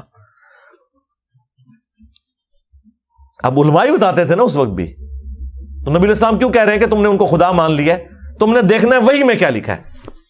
ایتونی بکتاب من قبل ھذا او اثارۃ من علم ان کنتم صادقین۔ اے نبی ان سے فرماؤ کہ اگر قرآن کو نہیں مانتے اپنی کوئی کتاب لے آؤ، یا انبیاء کے آثار، کوئی سنت، اس میں سے مجھ سے بات کرو اگر تم سچے ہو۔ یعنی نبی الاسلام نے یہی تعلیم دی ہے کہ آپ نے علماء کی بات کو ویریفائی کرنا ہے کہ قرآن و سنت کے مطابق ہے یا نہیں، کیونکہ سارے کا سارا بیڑا غرق امتوں کا علماء سوئی کرتے ہیں جب تک آپ خود کنفرم نہیں کریں گے۔ ہم یہ کہتے ہیں علماء سے پوچھیں، بلکہ پوچھیں ان علماء کو کہ کدھر لکھا ہوا ہے، ریفرنس دیں، بالکل لے لیں، کیونکہ عزتیں انہوں نے اللہ رسول کے نام پہ ویل کی ہوئی ہیں۔ اگر یہ ہمیں کہیں گے نا کہ ہمارا کہنا کافی ہے، تو بھائی اگر آپ کتابوں کو، قرآن کو، احادیث کو پس پش ڈالو گے پھر تمہاری عزت بھی ختم، سیدھی سی بات ہے۔ ہم نے عزت اسی کی بنیاد کے اوپر تمہاری کی تھی۔ جب تم نے غداری کی ان کتابوں کے ساتھ، تو اب دیکھ لو اللہ تعالیٰ نے تمہارے اوپر کتنی بلا چھوڑ دی ہے بڑی۔ ہاں میرے نبی سا ہے ہی کوئی نہیں، تیرے بابے تھے شاہ ہی کوئی نہیں۔